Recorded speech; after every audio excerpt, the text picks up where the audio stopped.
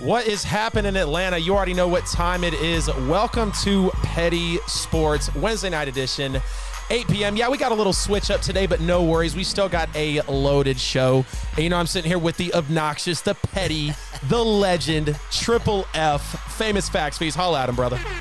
What's happening? I know y'all ready for this one. It's like I tell y'all every week, make sure y'all get that popcorn ready. It's your boy Famous Fees. They call me Facts. Oh, I'm about to be extra petty tonight. Petty, obnoxious, the I told you so edition. Yeah, Fees has already loaded our ears before we got into the studio and the show tonight. Mike, make sure you got the mute button for Triple F on tap, bro, because it's going to be, I don't know, might be a little skeptical tonight.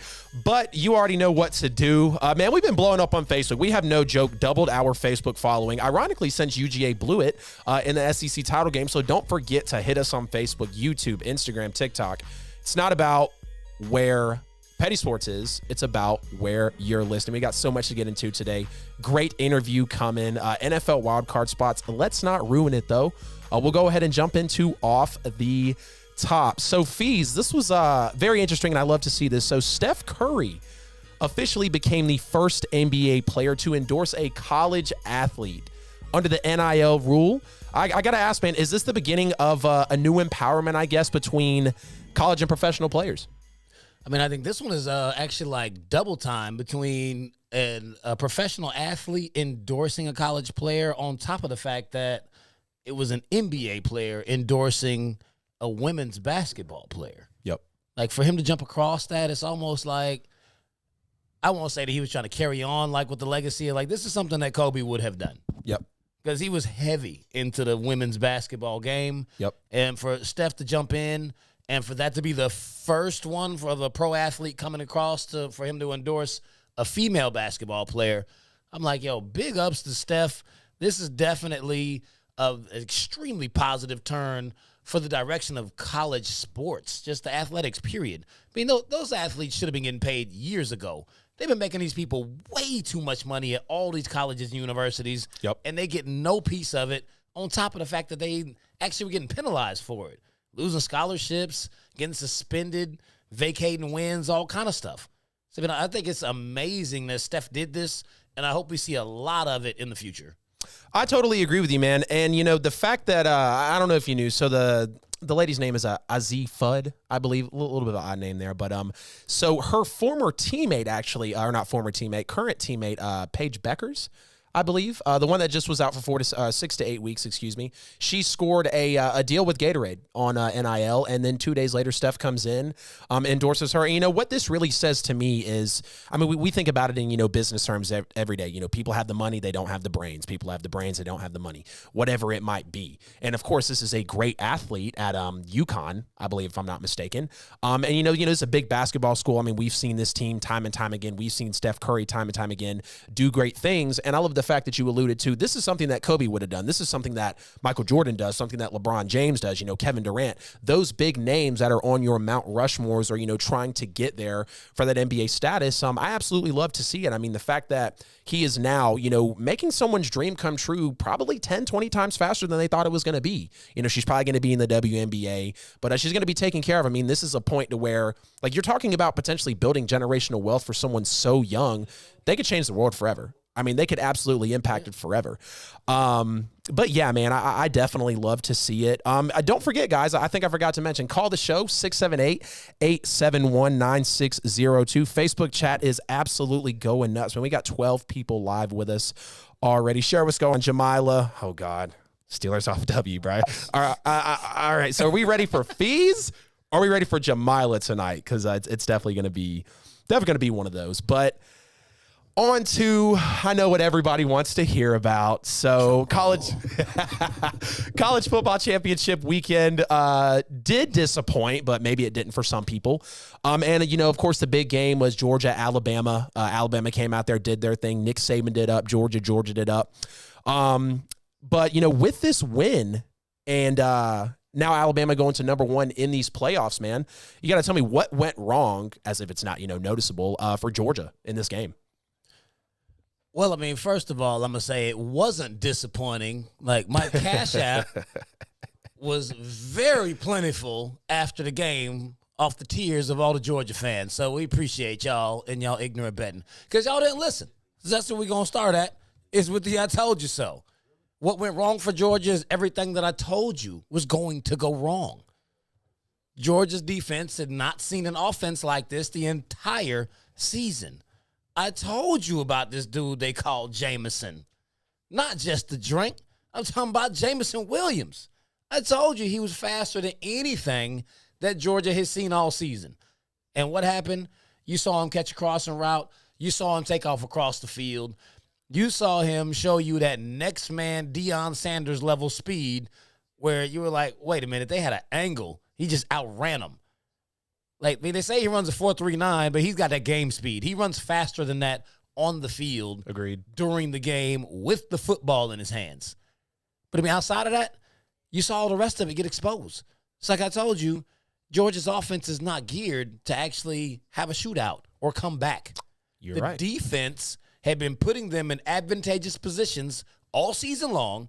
They had short fields. Their quarterback play was mediocre. Their running back play was mediocre. It was being masked by a great defense against bad offenses all season long. They hadn't trailed all season. They had no idea what to do. They got smacked in the mouth. As soon as they lost that 10-0 lead, they were looking like, well, what do we do now? Normally when we get up, we stay up, and then we just run the score up, and it's all good. So, I mean, they looked like a deer in headlights.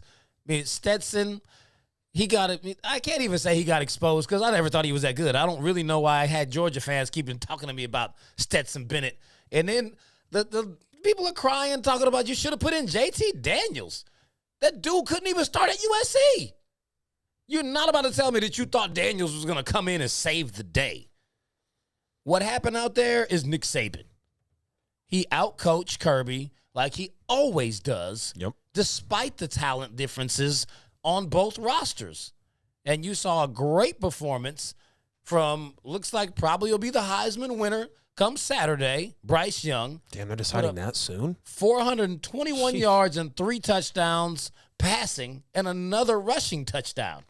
I mean, the dude, he won the Heisman against Georgia. Yeah. That was pretty much the award right there. Yeah, definitely a huge Heisman, performance for Bryce Young. I mean, that guy was just absolutely lighting Georgia up. I think that was the biggest problem for Georgia when you talk about, really digging into what went wrong for them in this game. We'll start with the defense since we're talking about them getting lit up.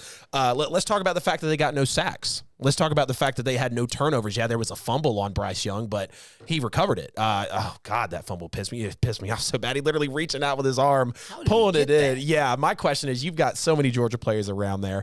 But, let's not stay caught up on that. When you cannot create pressure on an Alabama quarterback, like they already have the narrative of, okay, you've got Derrick Henry in the backfield, John Mechie, a Jameson Williams out there, that's just absolutely lighting it up. And if you don't make it any type of difficult on them, they're going to absolutely cut you up. And, people want to say Bryce Young is, he was trying to run all over Georgia and this, and that. Georgia did decent at stopping the run game. Yeah, they gave up over 100 yards on 20-plus carries, but Bryce Young didn't necessarily kill them with the legs. It was on his right arm. Like, he absolutely lit up the Georgia defense. And let's get into the numbers a little bit. So Georgia gave up 536 total yards in this game, by far the most this season. 7.7 yards a play. That's 8 yards a play. You cannot win any football game doing that.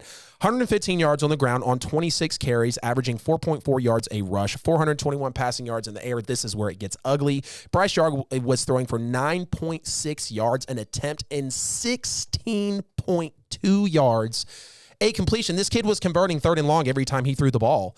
And when you talk about, again, if you don't make an Alabama team uncomfortable, yes, I understand the 10-0 lead, but that wasn't a smack in the mouth to Nick Saban. That wasn't a smack in the mouth to anybody. Let's get to the offense a little bit, though. So I think after, the first half, Alabama scores right before we go into halftime. It's 24-17. 17-17, until that score happens. But after going into the second half, they were uncreative as hell. I mean, where is the premier quarterback play? Oh, wait, Georgia's never had that. Why has Georgia never won a freaking national championship? Because they don't have elite, non-game managing, I can make a play when you need me to type of quarterback. I mean, the last quarterback outside of the freshman year of Jake Fromm I was confident in was Aaron Murray.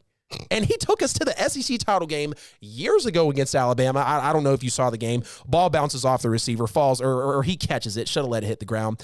He fell like at the 3-yard line. Right. Clock runs out. I'm like, bro, you're supposed to let that fall. Emotions are running high. You know how it goes, though. But the fact that Georgia just wasn't creative. I mean, where was the big play? You know, and I know Georgia had some explosive plays out there, but where was the knockout punch? Where was the, okay, I've got you leaning on the ropes? Where was that one play that you look back at for Georgia? It's, that's what swung the game. They didn't have one.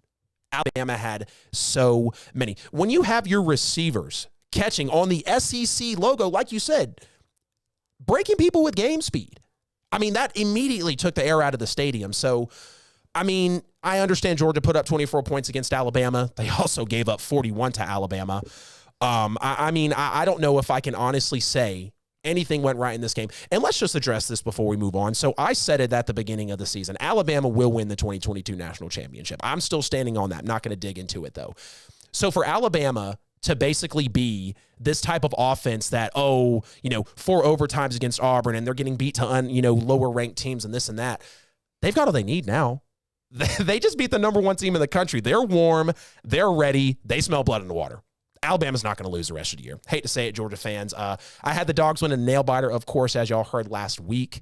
It was just ugly, though. I mean, I can't say anymore. Hats off to Bama. I mean, they're a great team. Nick Saban continues to build a culture, build a legit powerhouse, just gunning team that nobody can stop. And now, again, we are looking at it as we walk into December. It's Alabama, Nick Saban in the field. Nobody is close to them. You can't tell me anybody is after beating the number 1 team. And you called it. Alabama now sits atop of the college football world. Yeah, like I gave y'all the projected rankings, what they were going to be, and they're all the way on point. But it's really one of those things. It's like we kept trying to dissect Alabama's schedule. You're like, well, this game was close.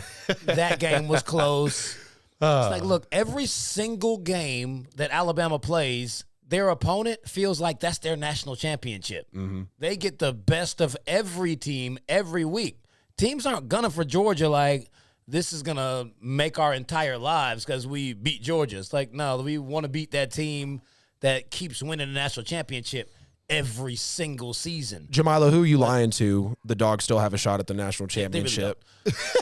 They absolutely don't. It's like, man, Get it out, Feast. Call y'all. Jesus Christ.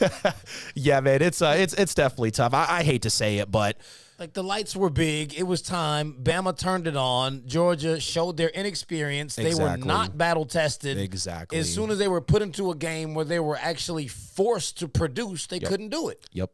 No game all season were they forced to do anything. Yep. I mean, here's the numbers you need to know. 2 costly turnovers, a pick 6, no sacks, no turnovers for Georgia, 0 coverage capability. I mean, they got cut up in every way possible. We won't harp on it, though. Everybody cried enough on Saturday. Let's go on to how the college football playoffs are finally set. You got Alabama at Cincinnati, and you got UGA at Michigan. We'll start Alabama at Cincinnati, though. This, I think, could be a lot better of a game than people think. Who wins this one and why, though? I mean, this is absolutely going to be an Alabama massacre. You know, Cincinnati has put up good numbers during the season, but Cincinnati is one of those teams kind of similar to what Oregon used to be when they were actually making it to the playoffs, where they have a lot of team speed, and that's what they were relying upon to win games because they do have speed, but they're small. Right. Their offensive and defensive lines are undermatched. Alabama is going to push them around. Now you have zero comfortability in your pass game. The rush game gets blown up. You can't stop the run. Like, Bama is going to steamroll Cincinnati to the point where they're like, don't ever let a non-Power 5 team into the playoff. Like, that's probably their worst nightmare, that they made the playoff and they got to play Bama. Right. Like they're not sleeping well at night right now. It's not going to be close. I mean, when you start to dissect who Cincinnati played this season, I mean, they did have some big wins. They beat Notre Dame, and that was Notre Dame's only loss this season. Yep. They're sitting right outside. Yep. I mean, they're sitting right there. What are they, ranked 6th? I believe so. Yes, I mean, they're right on the doorstep. But if you break into actually what happened in that game against Notre Dame was having their way against them. They pushed Cincinnati around. Cincinnati beat them with turnovers. Notre Dame had a lot of penalties, turned the ball over 3 times, and they still lost the game 24-13. That was a terrible performance from Notre Dame. But they were able I think they were having their way with them. Right. Bama's not going to turn the ball over. No. Bama's not going to be scored on by Cincinnati. Yeah. It's going to get ugly. I mean, this could be like a 45-10, just straight up shellacking. You definitely believe that Alabama's back. They never went anywhere. Right. They just they just pulled the wool over everybody's eyes. I mean, when you win, what did they won, like 7 national championships in 12 years? It gets boring. Right. And here's something that, God, I literally just had it and I lost it. Anyways, we'll move on. So, 45-10. I mean, yeah, you definitely think Alabama is back. Oh, here's what it was. So, when they went to 4 overtimes against Auburn in the Iron Bowl, a lot of people believe they were already looking ahead to Georgia because they knew they were gonna play Georgia in the SEC title game. I mean, everybody knew as the season went on, it's gonna be Georgia and Alabama at the end, and there was no question about it. Yeah. And you know, like I said, now that they basically feel back, they're back present. I mean, again, they never left. They're hot now, and everybody's got their eyes on Alabama, which we should have never taken it off. Bama at Cincinnati, though. I think that Cincinnati, ironically, not even ironically, but to contrast your take there, I do think Cincinnati puts up some points this game. It's not going to be a 25, 30-point type of game, but I could see them getting, potentially 17 to 21 points in this one, which I know isn't enough to hang with Alabama. And Alabama's defense is barf. I mean, clearly better than Cincinnati's right now. They're clearly a better team than Cincinnati offensively and defensively. I think it is going to be a nice display, rather, of these two offenses going back and forth. It's just Alabama's going to be able to pull out the stops. They have Nick Saban. They have the Heisman winner in Bryce Young. Again, they have receivers out there. And their defense always comes to play. So I do have Alabama winning this one. Don't really know a score prediction yet. I could see by about 14 to 17 points. And like I said, I think it's going to be a lot better game than people think because, like you said, Cincinnati's quick, but they are small. So they're going to be, playing a little bit of finesse out there, trying to work some people around. But I think Nick Saban prevails. He's clearly the best college football coach maybe ever. It's absolutely ridiculous right now. It's not a maybe. He's like, don't question it, brother. It's just like the Bills. That was hilarious when you showed me before the show. Horrible, man. All right. I think we might have a caller. Not sure yet, though. So we got UGA and Michigan, probably the two best defenses in the country right now, so people say. We'll see that. I believe we do have a caller, though. What's happening? What's your name? Where are you calling from? It's Ken. Hey, man. What's happening? It's becoming a week. It's becoming a weekly thing. Pimpin' Ken. You got 30 seconds to vent, man. No, I'm just kidding. Go ahead. I watch you guys every Wednesday. Every Wednesday, man. I hit the link, get on. Even if I'm driving home from work, I catch you guys because, hey, you guys are great at what you do. Please, you called it. I give you mad respect for it. You never doubted it. Bama hung it. Is what it is. That's past tense. Now let's get on to that 55 to 7 ass whooping that Cincinnati's about to take. 45-10. I mean, don't get me wrong. Cincinnati is the best of the Power Five, outside the Power Five. Right. I give them that all day. They beat Notre Dame. They earned it. Right. But, man, you can't climb out of the kiddie pool and jump into deep end. And that's about what they're about to do. And they're probably going to get drowned by the bully. Especially now with sharks in it. Exactly. So let's just slide on over to that other game because we all know how that Bama game is going to go. That's not even funny, man. Georgia, Michigan. Called it in a perfect battle of defenses. Georgia got popped in the mouth. How are they going to respond? Right. They have not had to respond all season. Nope. It's awful damn late in the year for you to have to respond to that kind of an issue. The narrative is different. I mean, now. I don't know if they can. Right. Now, granted, they're not playing the best offensive team ever either. I mean, that kid from Michigan is not a baller. I mean, Cade McNamara is definitely nowhere near on the level of Bryce Young. Yeah. But Michigan does have a better offense than Georgia. Yes, I agree. Hassan Haskins. As long as Stetson Bennett's in there. Hassan Haskins is a beast. Mm-hmm. He's got power. Mm-hmm. He's got speed. He's shifty. He doesn't really take big hits. He always slips people. I mean, he cut Ohio State up. 5 touchdowns. Yes, he did. I mean, the dude had 169 yards and 5 touchdowns. Yeah. I mean, I could absolutely see Michigan is going to the national championship game. Michigan is going to beat Georgia. Michigan held an Ohio State team to 27 points. with C.J. Stroud, who is light years better than any of the quarterbacks that Georgia's putting out there. Yep. Michigan has the team speed. Ohio State had the speed. They're not going to be blinded by Georgia's speed because Georgia ain't got it. They don't have the quarterback play. They don't have the speed. They're relying upon defense. Michigan is another defensive team. I don't think Georgia is going to be successful on offense against them, nor will they be able to hold them. It won't be as bad as the Bama game, but they will beat them. No, I agree 100%. I'm saying that's like a 28-14 game. I mean, it's not going to be disgustingly awful. You taking the awful. Wolverines over the Dogs? I hate to, but I got to, man. Georgia got exposed. Yeah. And yes, Alabama is the best team in the country. That's, as an Auburn fan, that's hard to say, but it's true. The key is when you look at Alabama, they play up to the level that of the competition. Yeah, they don't play down to their competition, and that's why Alabama's always relevant. They don't play down, exactly. And when they played Auburn, that was not playing down to the competition. Auburn figured out how to penetrate that line. That happens a lot, though, no matter how good Bama is or how bad Auburn might be as well. And that's the Iron Bowl. You can't even. I mean, that's just different. Ken, we've talked about it many times. I say every year the Iron Bowl is arguably the game I want to watch the most because it's usually the best. I mean, let's just call it how it is. It is two smash-mouth franchises going at it. I'm going to get my take in here real quick before I hear the alarm go off and you shoot the text over for the Kobe break. But UGA, Michigan, man, I'm going to stand on my hill. I'm going to die on it. I got the Dogs rebounding in this one. It's going to be a tough game, though. It's going to be another nail-biter. It's going to be what I thought the Alabama game was going to be. Maybe not by a 1-point victory, but you're talking about, two of the best defenses in the country right now. You got Michigan as an offense. You got Georgia as an offense. I don't see any major discrepancies between these two teams considering how they're walking into this game. And for me, Alabama over Georgia, I hear your alarm there. We're about to hit it. Alabama over Georgia. In a way, you can view that as an anomaly because nobody's going to be Alabama. And when Georgia has to meet them later, it's probably going to be the same result. I hate to say it, but I think they rebound against this Michigan team. I think Kirby notches him a decent win against a coach in Harbaugh who, I mean, we've heard speculation, what's going to happen with him. Is he going to keep his job?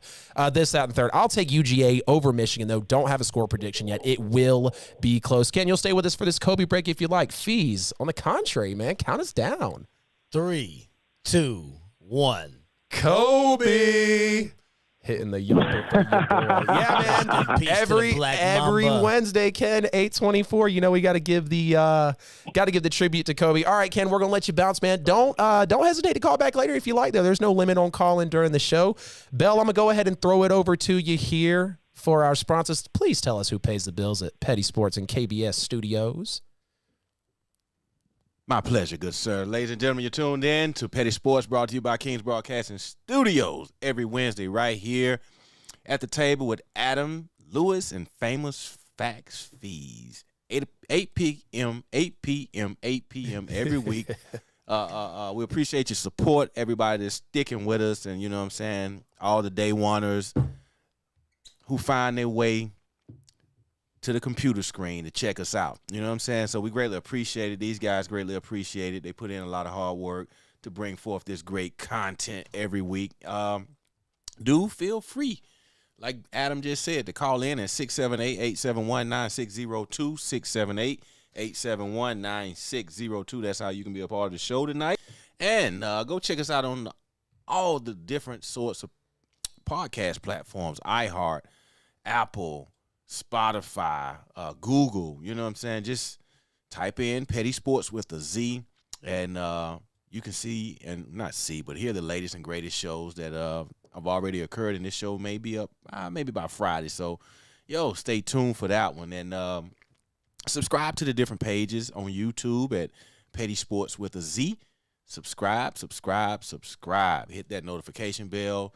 So when these guys go hot, you will be notified and you will not miss a beat. Same thing on Facebook. We're blowing up over there. Like the page. Hey, and everybody that's been supporting over there, like the membership has gone up from like 8,000 to 15,000 here. Literally over the weekend. Few days. So big shouts out to you guys for your support, and keep sharing the content for other people that, some of your sports heads out there that like good commentary and want to hear it from the grassroots sides of things. You know what I'm saying? So We appreciate the support like always. Go to kingsbroadcasting.com, Kings with a Z. Hit the donate button at the bottom of the page. Spend some money, spend some loot with your boys. You know what I'm saying? Thank you so much, ladies and gentlemen. And keep blowing up that chat room. And don't be afraid to call in tonight, all right? You know what I'm saying? Support black business, support back. One thing at a time, Bill. Black businesses, all right? So we do ATL. Back to the regular schedule program. Appreciate you, Mike. Bill. Yeah, you heard what Mike said, man. 678-871-9602. Already had a caller before the Kobe break. Hey, let's make this a thing. If we can get a caller every 30 minutes, that is 4 callers a show. That's enough to give us a little something to work with over here. All right, so enough. Before you all the way change gears. Go ahead, brother. Just one last thing. Y'all talk about Georgia responding. Think Georgia has now lost confidence. Alabama beat the confidence out of Georgia and their fans. No one knows what to do with that. They're walking into this game against Michigan like, I thought we were it. You got exposed. This could be a major letdown game where they're very unsure of themselves. Like where Georgia lost to Texas. From all of the players, even down to the coaches and their play calling and decision making. They're like, I don't really know if this team can do it. No. And we don't know if we even want to play Alabama again because, that's what's sitting at the end of the tunnel. Right. Is to do that again. And on the flip side, Michigan feels exactly opposite. Right. Michigan finally got over that hump. Too. They beat Ohio State. Ohio State is Alabama to Michigan, the same as Alabama is to Georgia. Yep. They got over that hump. They're coming into this game with extreme confidence. Yep. And after they watch what Alabama did to Georgia, they know they're winning. Oh, they're watching tape. They're coming in with crazy confidence. They're going to have aggressive play calls. The players are going to be fired up. I think that it's going to be a ugly ending for such a hopeful season for Georgia. Michigan wins by how much, you think? You don't have to give me a score prediction. How much does Michigan win by, you think? 10 points. 10 points? 27-17. 27-17. That's not too bad. It'll be tough to see Georgia give up that much. I'll contrast you a little bit before we go full-blown NFL here. So the only reason I don't think Georgia has, quote, lost all their confidence and the fan base is feeling dejected. Of course we're feeling upset. We just got exposed again by Alabama, our absolute kryptonite. I can't get the elephant off of your back. But, like Ken said, you were going to have to adjust at some point in the season. Alabama already adjusted after the loss, and now they're even more adjusted after beating Georgia. Kirby said it in the post presser. This just is an adjustment to our energy. This is basically a wake-up call to us because we knew we were going to face a juggernaut eventually. And even like Mike said before this, you can afford to lose one in college. It's all a matter of where you lose it and how you lose it. Just be happy you were the only unbeaten team in the country, I believe, next to Cincinnati, correct? To where, being in the SEC, being in the SEC East, being in that Georgia culture, that team and everything. Just be grateful, that it was that late in the season. But I don't think Georgia folds completely here. Let's jump into week 13 of the NFL, though. And we're going to start off the top with Triple F's famous team. I mean, they're doing fantastic. We can't say anything bad about them. They have now extended their win streak to a league-leading 7 games, bullied the Bills on the ground. Bill Belichick said, hey, here's my game plan. We're running 46 times, and you can do nothing about it. It's cold as hell, and I don't care. Have the Bills officially been exposed as frauds in the AFC now? Officially. They officially have, because the blueprint has been run time and time over now.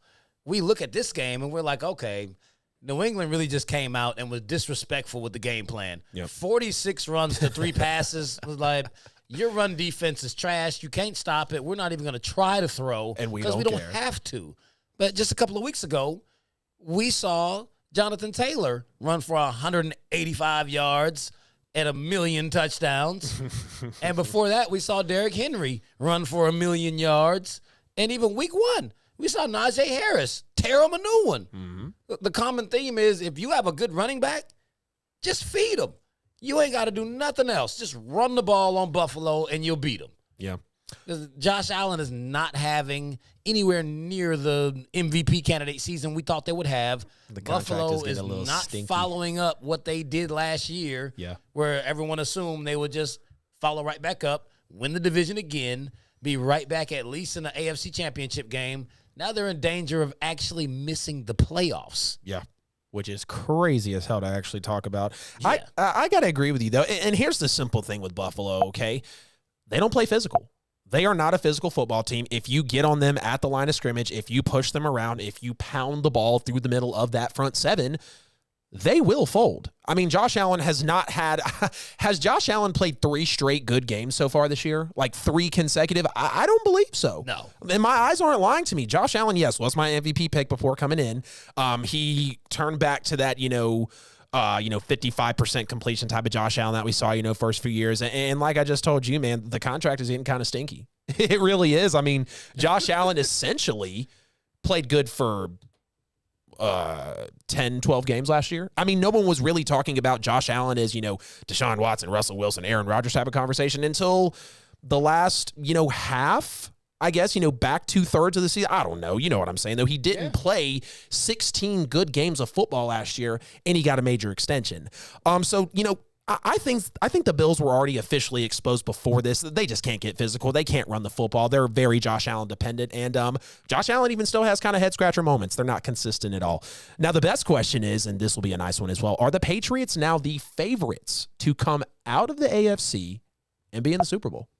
I mean, they have to be. I mean, at this point, they're sitting at 9-4, top of the AFC. I mean, if you look at the gauntlet that they've actually second best record in the where league, the teams, I mean, I think Carolina. What does the other side look like? I think Arizona's the first team to 10 wins, 10-2. Yeah, they're 10-2. Yeah, no one else. The Packers have 9 wins, and so do the Bucks. Okay, well, you're still up there with. I mean, let's look at the 3 teams you just listed. Games than them, but yeah, right. So, I mean, we're looking just in the AFC. New England's sitting in the top spot. Yep. They've already beat Tennessee, just took out the division rival Buffalo, beat the Chargers, who are trying to surge back up. And then just look at the rest of the teams that are en route. I mean, the Cincinnati Bengals, they're highly inconsistent. The Baltimore Ravens, they can't put together a first half of football to save their lives. And you can assume if they were in a matchup in the playoffs against New England and you play that bad in the first half, you're not coming back. The defense is too good. Yep. The Chiefs, they now have kind of changed into they rely on their defense now. Mm-hmm. It's not Pat Mahomes. I mean, what they beat, who did they play? They beat the Broncos 22-9, and it was 22-9. Strictly off defensive play. They got a pick 6 in that game, so the offense put up 16 points. It was not impressive on an offensive standpoint at all. Yep. That's not the way the Chiefs play. If you're telling me that you're getting that Pat Mahomes that's subject to turning the ball over and worried about their defense, their run defense still isn't good. Yeah. New England should be favored against every team in the AFC.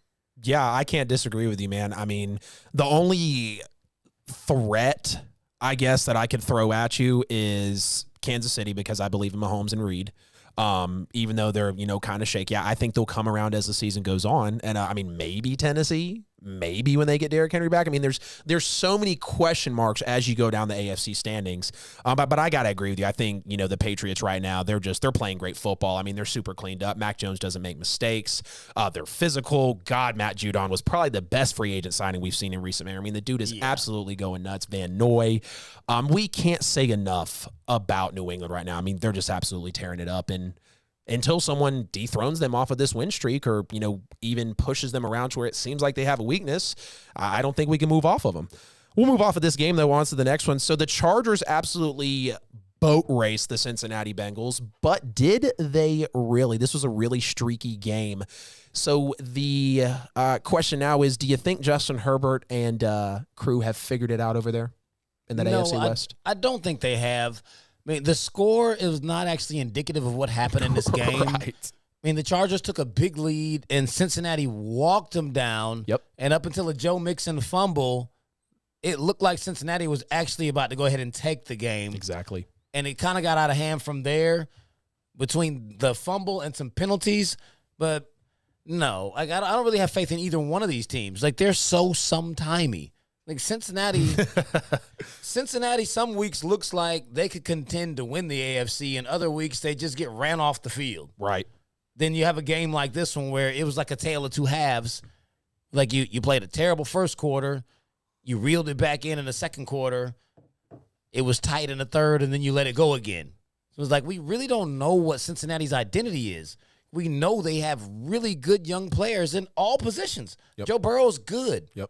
He's got Jamar Chase, so he started to try to find a little bit more in this game. but you still got T. Higgins, you got Boyd, you got Mixon. I mean, they got a squad. Yep. But they can't put it all together for 4 quarters. Zach Taylor. They can't put it together for 4 quarters, and then they absolutely can't do it consecutive weeks. Right. I mean, for that reason, I can't trust Cincinnati, but I don't trust the Chargers either. Right. Like, these are 2 teams that could absolutely make the wild card, and I don't see them going any farther. Right. I mean, they kind of feel the same. It's kind of like, right now, Ravens and Steelers kind of feel like the same team. What are you going to get? Chargers and Bengals kind of feel like the same team, Yep. What are you going to get with them? So, to ask the question, have Justin Herbert and crew figured it out? I'm going to say no, because here's the thing. So, 24-0 Chargers. 24-22 Chargers, 22 unanswered points by the Bengals. Just to then have another 17 unanswered by the Chargers to obviously extend that lead. But let's not forget that Jamar Chase had a really vital drop pass in this game that was a tip and turned into an interception. He was thinking about the end zone before he got to the goal line, but I mean, it is what it ain't. The score came out to what it was. Yeah. Now, I will say, the Chargers and Justin Herbert, I feel like they are getting to that, Tampa Bay, Kansas City kind of offensive prowess. Like, they're going to punch you in the mouth offensively. They might not be able to stop you defensively, but Justin Herbert's got a crazy arm. The accuracy is insane. If Austin Eckler doesn't, Eckler actually did fumble a couple of times. I mean, just to think, when Eckler is healthy, we've talked about health with this team. Jared Cook was a great addition. Keenan Allen is healthy. Joey Bosa did go out with another concussion, which is very, very frightening because, that's one of the best pass rushers in the league, but it's been kind of an issue here to stay healthy. I can't say they figured it out all the way because, we kind of said it. They were reverting back to what they were. They take a big lead, and then in the same damn game, they are literally showing their true colors, showing you their stripes as to how they can't basically hold the lead. And, talking about the Bengals just a little bit, only thing I truly have to say about them, their secondary just really couldn't get it together with Herbert's just massive throws in this one. And Zach Taylor as well. I mean, he was on my hot seat coming in. I understand you got Joe Burrow, Jamar Chase. You've got a great budding team. The Bengals are in the same spot that Arizona's been in for the last few years. They're just waiting to get that season to where they figure it out. They've got the players. Will they get the coaching and move on? I don't think the Chargers have figured it out, though. No. Jamila, listen up. So the Pittsburgh Steelers upset the Baltimore Ravens because Mark Andrews thinks that one-handed 2-point catches are cool. So do you think the Ravens' bad offensive, first half not here, second half kind of here, has caught up to them? Oh, absolutely. I mean, we talk about this week in and week out when we talk about the Ravens. It sucks to talk about it. It's like, man, every single week we watch the Ravens play terrible in the first half and then try to get it together. They haven't cracked 20 points in 5 games. No. That's awful. Told you, generally they only get about 6 points in the first half, and then they're clawing and fighting and scratching to get back in the game. And I mean, it's more times than none Lamar's been able to do it. But just like I told you, this was going to be one of those pride games. It wasn't going to make any sense. It's a division rival. And Pittsburgh would somehow pull it out. And just like you were saying, Andrews tried to catch it with one hand. It was a bad throw. I mean, Lamar stepped up in the pocket instead of drifting back in the pocket and made the throw extremely more difficult than it should have been. If you're going to step up like that, he probably should have just kept it and ran it. Right. But the fact that he stepped up and threw it, he made the angle god-awful. He didn't put any touch on it. And it would have been an amazing catch for Andrews because if he could have caught that ball, play call. He would have got in the end zone. Yeah. But if Lamar had drifted back and lobbed it, then it would have been an easy teardrop catch, and Andrews wouldn't have tried to catch this dart coming in one hand. A little Daniel Jones, Sterling Shepard moment here. Ridiculous. It shouldn't have been that far. It's like, come on, bruh. Yeah. Like, I mean, I blame Lamar for that, but as much as it was an upset, I told you this was going to happen. You did. You picked. That was the only pick you went against me in, bruh. Literally. You beat me by what? I know we're going to get to it later. You beat me by 1 pick this week, and it was off the damn Steelers. Jamila, close your ears. I don't want to hear your mouth about it because I know you're like, oh, look at that. She thinks I don't pick them to win because I don't like them. Like, no, I pick who I think is going to win the game. Right. I don't care who it is. The Steelers ain't been the Steelers since the Browns is the Browns. Credit to Juju, right? But yeah, man, so Lamar Jackson in this game, and I hate to say this about the Ravens. I mean, I just said it. The fact that they haven't cracked 20 points in 5 games, and Ken, I see you here in the chat, everybody is injured, nobody is healthy. You're absolutely right. They have no Gus Edwards. They have no Justice Hill. They have no, Devontae Freeman was really lost after the Super Bowl year with Atlanta and is now getting carries in a Ravens offense. I mean, you have no J.K. Dobbins. Now you have no Marlon Humphrey. You've had no Calais Campbell. Like, they've had a lot of dudes that have not been there for them this season. But they're kind of pulling a little Mike Tomlin, Sean Payton kind of thing. Well, not Sean Payton this year, Jesus. They're trying to find ways to win football games. And, over the last few weeks, it's been a struggle. Like I said, they haven't put up more than 20 points in 5 games. But they were still trying to, find ways to win football games. But now it all came to the front. I mean, TJ Watt had Lamar Jackson running for his life all day yesterday, or not yesterday, but on Sunday. I mean, my goodness, Lamar was constantly moving. TJ Watt was in his grill a good bit of that game, and that, definitely has a lot to do with how the Steelers were kind of able to push Baltimore around in this one. Now, I understand that if they kick the extra point, they go to overtime, assuming they make the kick. But John Harbaugh in the post-game presser, I'm all about honesty and integrity, but you can fib a little bit in the NFL when it comes to playing mind games with your opponent. He literally admitted, I went for 2 because the defense was hurt. I did not trust my defense in the overtime period to get me a W here. And to me, that speaks volumes. The Baltimore Ravens are a defensive culture and have been for a while now. And now they're turning into where you can throw the ball, like you can air it out on them. You're getting to where you can kind of run the ball on them. Like, that is not Baltimore Ravens football. That's not Harbaugh culture. That's not why they put this team together. So to see, all these offensive, inadequacies really come to the front, it would be against a division rival. I mean, Mike Tomlin knows who you are. Harbaugh and Tomlin know each other well. So I have to agree with you, Fees. They are definitely getting caught up to out there in the division. Now, last one here before we hit our 8:45 break and then jump into a nice little segment that Triple F crafted himself. The Washington football team, crazily enough, after beating the Bucs out of the bye week, they're on a 4-game win streak, and they edged the Raiders 17-15. Taylor's shot of Heineken just continues to wow people. I mean, the kid can play. Let's not front about that. But is it actually time for Washington to build the franchise around Taylor Heineke? I mean, it's very possible. I mean, Heineke isn't a big game, I'm going to win you a game type of quarterback, but he is very serviceable. Right. I mean, he's been accurate. He definitely has shown that he can get out of the pocket, extend plays. He can run. I mean, he's not like I wouldn't consider him a mobile quarterback. Right. But if you flush him out of the pocket, he will run for a first down on you. Yeah.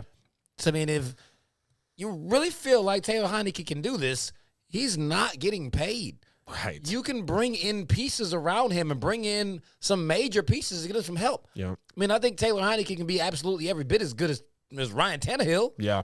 I built can't an disagree with you, entire brother. team around him. Yep. If you get Taylor Heineke, a top-flight running back, and some good wide receivers, and have the defense the way you've got, I think Washington just might be onto something here. Yeah. I mean, it's not far-fetched that they actually can still take the division, let alone make the playoffs. Yeah, that's wild to think about as well. And to answer the question of do you build the team around shot of Heineken? I mean, at this point, why not? And I was all over Washington fans, especially on YouTube. They were saying, "Oh my God, this and that, quarterback, O-line, whatever." Y'all were right there next to Chicago, and could have made the jump just like they did, and you didn't. But obviously, you didn't because you were confident in your quarterback position. Taylor Heineke can ball. Okay, he can play. Like you also said, I mean, I agree with you basically word for word with what you just had with your take there, man. He's not going to go and win you a game, but he's not going to lose you a game. He's serviceable. I mean, the fact that the kid was taking college classes last year for, somewhere off in a dorm, Washington says, hey, we need an emergency COVID quarterback. Come play for us. Okay, cool. Oh, now Fitzpatrick is hurt? Or excuse me, who was, not Fitzpatrick. Who was it last year? Last year, who did I don't. Either way, it don't matter. But you're going to come in, you're going to play, and you're going to make a start against Tom Brady. How you feel about that? And they take the Bucs down to the wire. Yes, the Bucs win. They go on to win the Super Bowl. Hindsight, but I mean, he still played well in his first game. The kid can play overall. I mean, you got Scary Terry. You've got Logan Thomas still now. They do fear he tore his ACL and he might be out for the season. But I mean, let's talk about the front 7 of Washington. Let's talk about Antonio Gibson. Let's talk about who is his counterpart there, J.D. McKissick. I mean, they have got players over in Washington, so you don't really need to stress about, yes, of course you want to build around your quarterback, but they've got a lot in place already. You've got Ron Rivera, who is a great mastermind in this NFL league, or in the NFL right now. I mean, it's been, I know you've got some type of, staining with the Snyders and this and that, but if they can overall just like we asked here, if they can build around Taylor Heineke, I mean, I think they could be a 9-11 win football team within the next few seasons. Might not take you to where you want to be in Washington, but it'll be some improvement. And I mean, who thought the Washington football team would have been here this year, let alone last year, because last year looked like a fluke because of how they played again until they beat Brady out of the bye. All right, Bill, I'm going to throw it over to you. It is 8:45, and then we're going to come back and have a visit with Petty Santa. Y'all heard me. Bell, take it away. Appreciate that. Adam Lewis, famous That's my Facts name, Fees. Ladies and gentlemen, you tuned in like you always do every Wednesday, 8 o'clock. All brought to you by KINGZ Broadcasting Studios. We greatly appreciate you tuning in.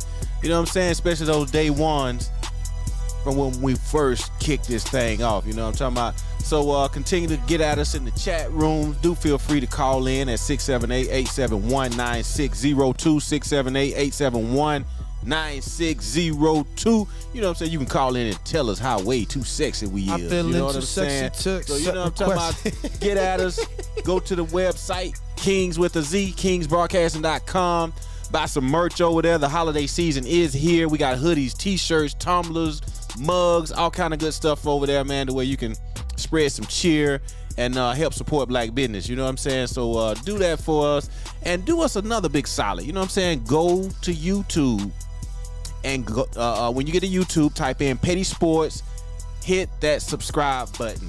You know what I'm saying? Hit that thumbs up button. You know what I'm saying? We trying to tickle that algorithm like nobody's business. You know what I'm saying? So we can really, really get these numbers going. And you know what I'm saying? And big shouts out to everybody that's doing it over there on Facebook. You know, that's a big jump we took over the weekend. You know what I'm saying? Literally doubled the fan base, so, man, we see you out there, and we can tell you see us, and you know, you like what we doing. So thank you so much. You know what I'm saying? Like always, you know, that is one way you can support black businesses. You know what I'm saying? Help drive these numbers, you know, because that helps the algorithm, like I was saying earlier.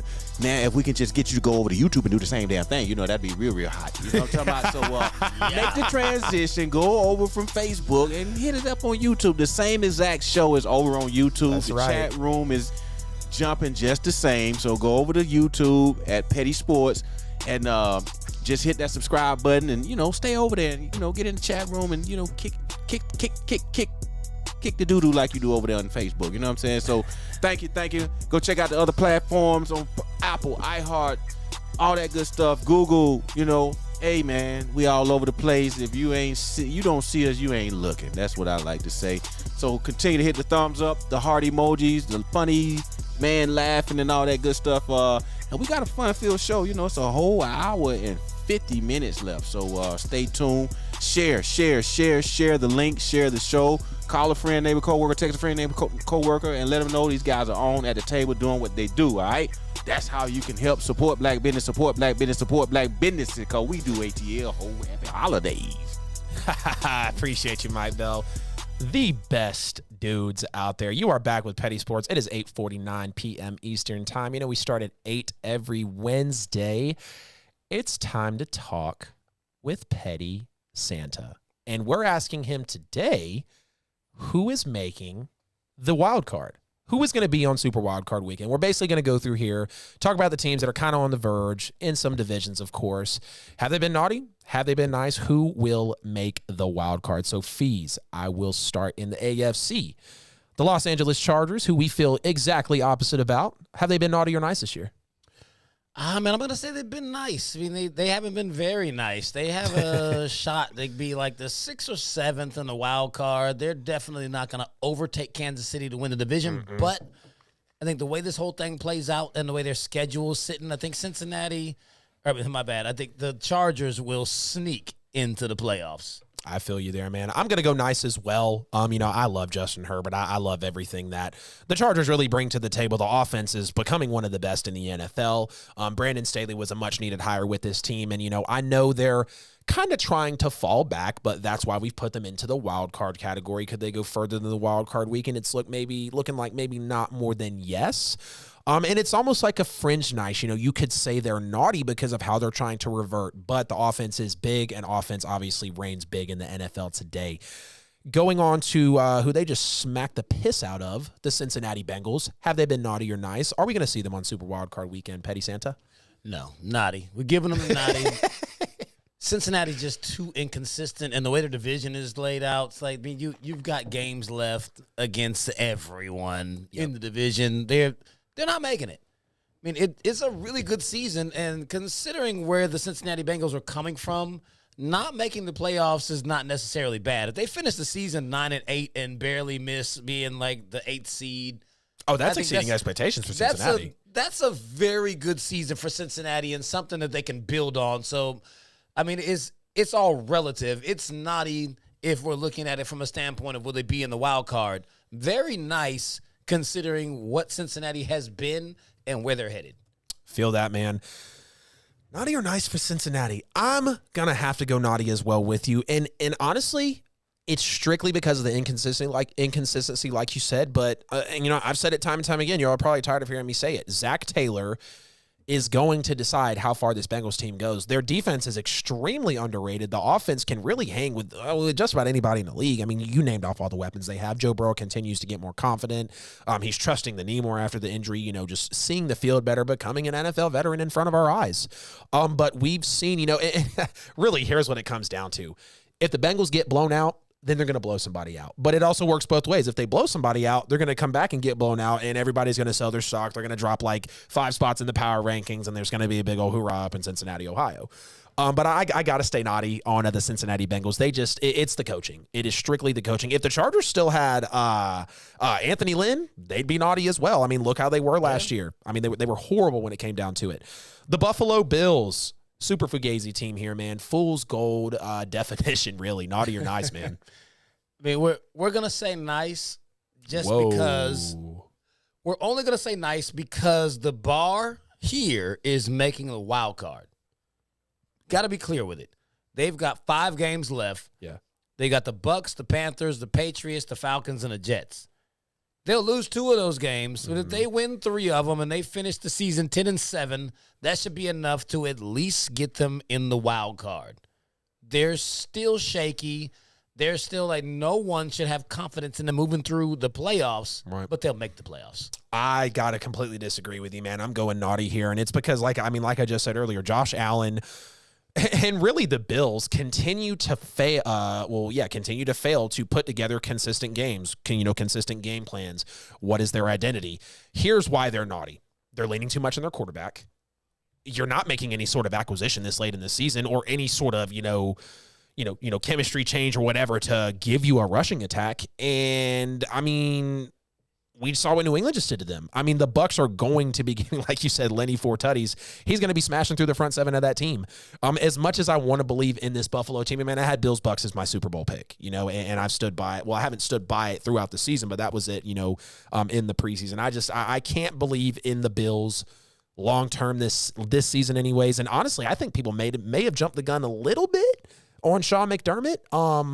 Because, like I said, Josh Allen didn't play 16 good games last year. I mean, 8 to 10. So let's call it how it is. They got the Panthers, the Falcons, and the Jets, though. There's no way you're picking them to lose any of those games. I mean, with how inconsistent that they've been, they'll have a nail-biter with a couple of those, man, and they could drop one of them. But here's the thing. With the way the AFC is shaping out at this point, I mean, I feel like the Bills, Ravens, Bengals, Steelers, they're kind of all in the same damn category.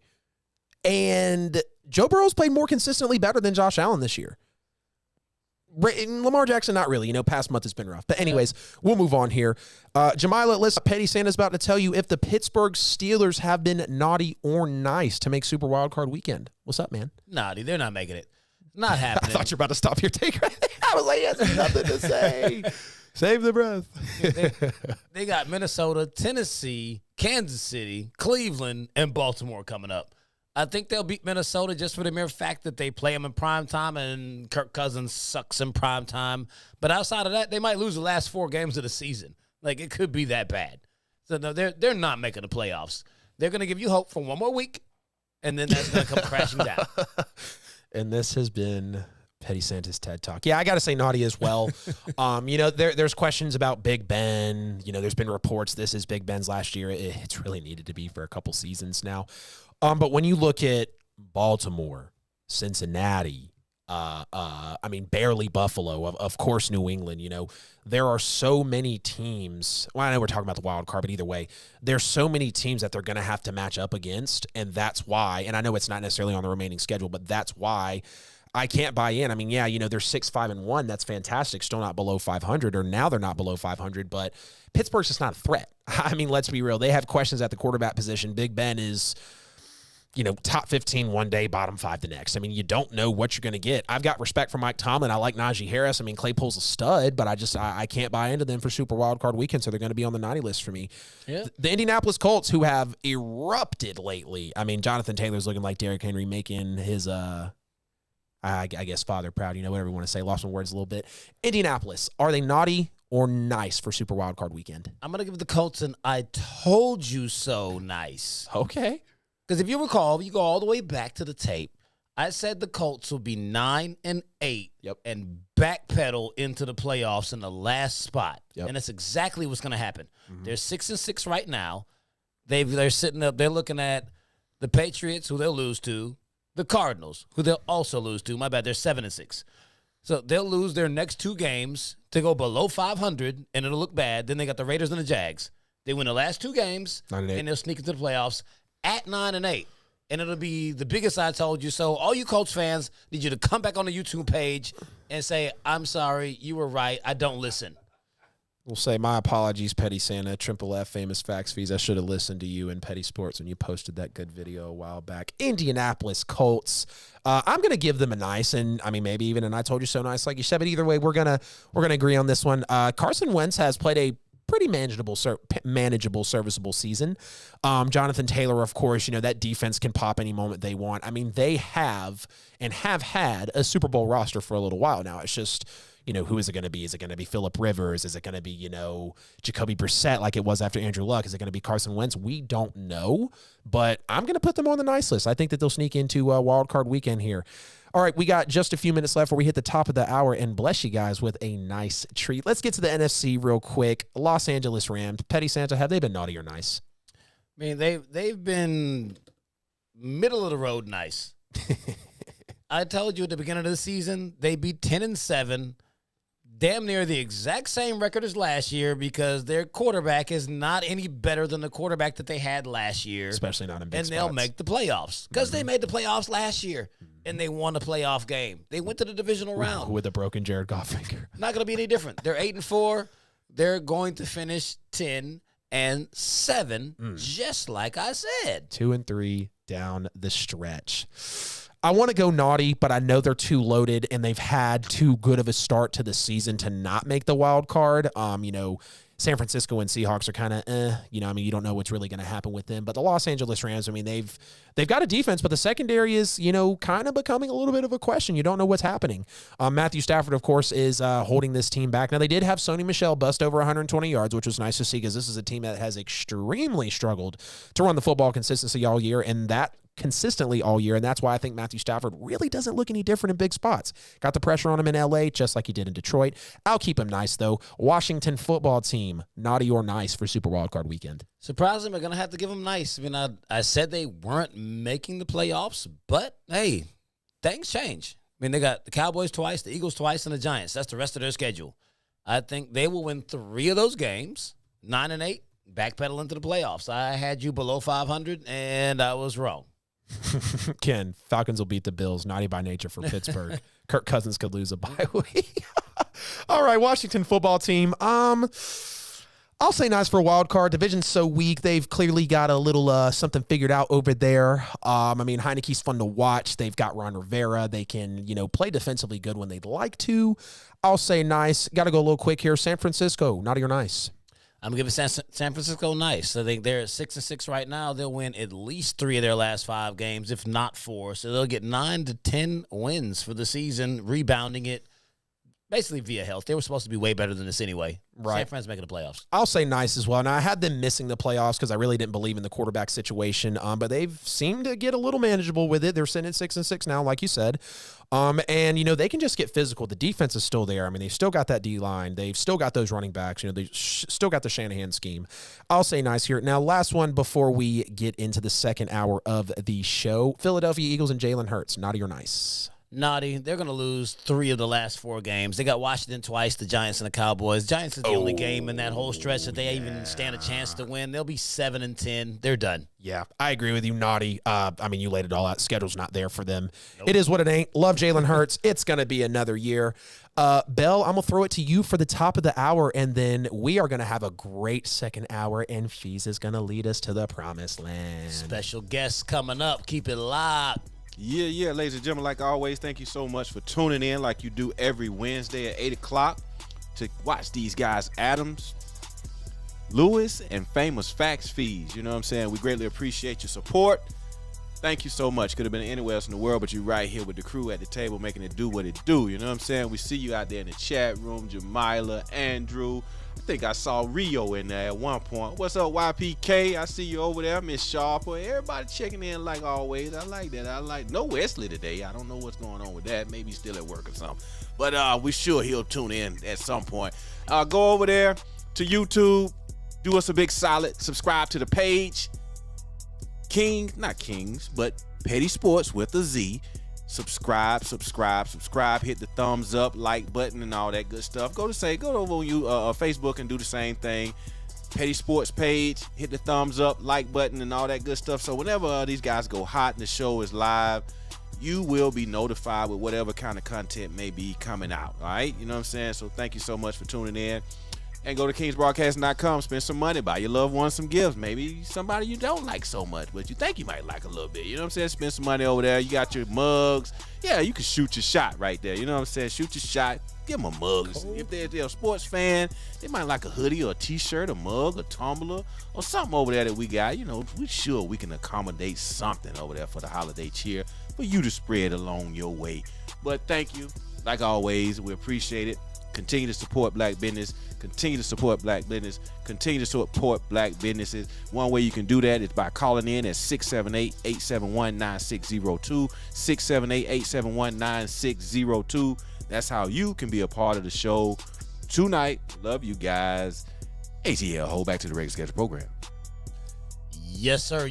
You are back for hour number 2 of Petty Sports, the podcast. It's your boy, Famous Fees. They call me Facts. I'm sitting here live with my man, Adam. Holla at him. What's up? What's happening? What's happening, guys? It's going to be a great second hour. Such a treat for y'all. You can still call the show, 678-871-9602. So much coming here. We're going to pick, but not before we treat y'all. Fees, what do we have on deck at the top of this hour? Hey, top of the hour, we got a special guest. We told y'all we had a treat. We didn't tell you who it was.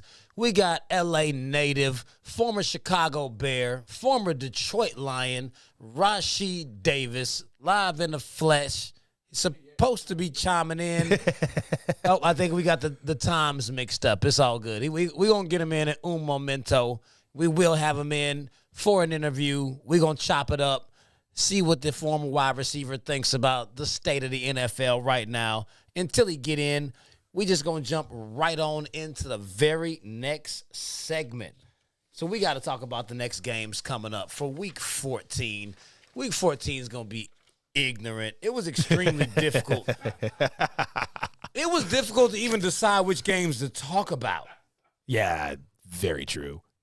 So, I mean, the first one on the slate, we got the Dallas Cowboys going on the road for the division rival Washington football team. Is Dak Prescott and crew going to figure their life out, or will we see the emergence of Taylor Heineke? I called you by your actual name because you're playing too good for me to keep calling you Heineken. I can't do that. Hell, the better he plays, the more shots of Heineken I take. It's disrespectful, but I'm going to keep drinking a Heineken when I watch you. I know that's right. Yeah, I do think Dallas comes back around here. I know it's been a little tough for them the last few weeks. They've dropped more games lately than they've won, so that has been a little different here. But Dallas is now being forced to adjust. Dallas is now being forced to, change the game plan. They're being forced to now understand that this is the NFL going into December, Like you're not going to potentially have these big explosive games. It's going to get physical. It's going to get tough. And I honestly think right now in the division, Washington should be one of the last teams that Dallas wants to see, especially with how they're playing right now. Now, I do obviously have a lot of love for Dak Prescott, and I love what Taylor Heineke's doing out there as well. And I think some matchups that we're going to look for here is, how is Zeke going to be? How is Amari Cooper going to be? CeeDee Lamb, we know those guys have been trying to come around with the health. And, they've got an offense that can absolutely fly high. And the defense is, a little here 1 week, gone the next. They're about middle of the pack, but definitely better than the bottom 3, bottom 5, overall defense that they've had the last few years. And Washington is they're just playing really tough right now. I mean, beating the Bucks and getting that spark where, I literally said, Tampa Bay is probably going to beat Washington like 45-0. And that absolutely didn't happen. I mean, they stifled Brady the best they could. It wasn't a great day for Brady. We had said it a couple of times on the show. Washington is they're just playing that smash mouth Ron Rivera, I'm in your face, making you guess every single play that's coming at you. And we saw that a little bit in Carolina. Did it translate into wins or championships? No, there was one Super Bowl run, of course, with Cam. But this is going to be something that you see with a Washington team throughout this game. And I think for the rest of the season, I will take Dallas to win it. What is the spread on that? I know it's not anything crazy. It's Dallas by 4. Yeah, Dallas by 4. Dallas wins, but they don't cover. It's a divisional game. They're trying to rebound in a way. Washington's hot right now. So Dallas wins. They don't cover. And it's really going to be a testament to the Cowboys, back offensively 100%. Oh, absolutely. I'm taking Dallas to win this football game, even though I think Washington is playing better football than Dallas at this moment. Yeah. Think Dallas actually does start to actually get it together. This is always a heated division rivalry, and regardless of how good these teams are at any given point, when they play, it's a knockout, drag-out game. I think it will be tight, but I like Dak Prescott to pull this thing out. The team is starting to get a little bit more healthy. As Dallas gets their pieces back, they'll start to look more like the Dallas that we saw earlier on in the season. I think they'll finally decide that Pollard should get the lion's share of the carries until Zeke is actually healthy and actually right the ship just a little bit. I mean, we're not saying that this win is going to mean that Dallas is going to the Super Bowl, but I think Dallas will actually take out Washington this week. Dallas with the W. Heard on that, man. It's going to be a good one. I think it's going to be a good one for sure. We love divisional matchups here on Petty Sports. The NFL loves it. Everybody likes to see it. So Buffalo now is heading south to the Bucs. This was actually my Super Bowl pick walking into the season. Josh Allen, Tom Brady. Who's got this one, man? I mean, do you think the Bills somewhat are able to just put together a consistent game plan? No, absolutely not. I think the Buffalo Bills are going to get exposed once again. It's going to be bad, and it's really going to be bad just for the mere fact that Tom Brady is basically coaching the team. Bruce Arians is not running that thing. Yeah. Brady is coaching a team, and I guarantee you Brady was the biggest observer on Monday night. He watched what New England did against Buffalo and saw how they exposed the lack of a rush defense that they had. They didn't even pass the ball at all. And I know even though he's on an MVP campaign, and we'll think that like, oh, yeah, Brady's going to try to throw for 300-400 yards against Buffalo, Brady's going to hand the ball to Leonard Fournette 25 to 30 times easily. Even if there are pass plays called, he's going to check out of them because he knows how bad that defense is. And if he can just ride Leonard Fournette's legs and give it to Rojo like 75% of the game and beat them, then he's going to do it. It is going to be him replicating what he just watched his former coach do against Tampa.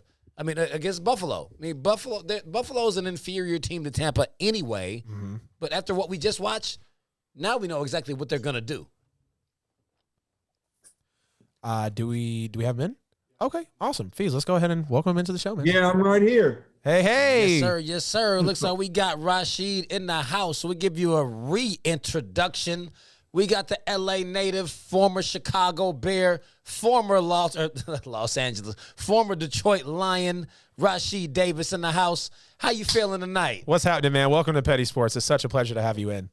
Man, I appreciate y'all. Thanks for having me, man. Sorry I'm a little bit late. I wasn't even thinking about the time difference, to be honest with you. And I just finished with my daughter's basketball practice.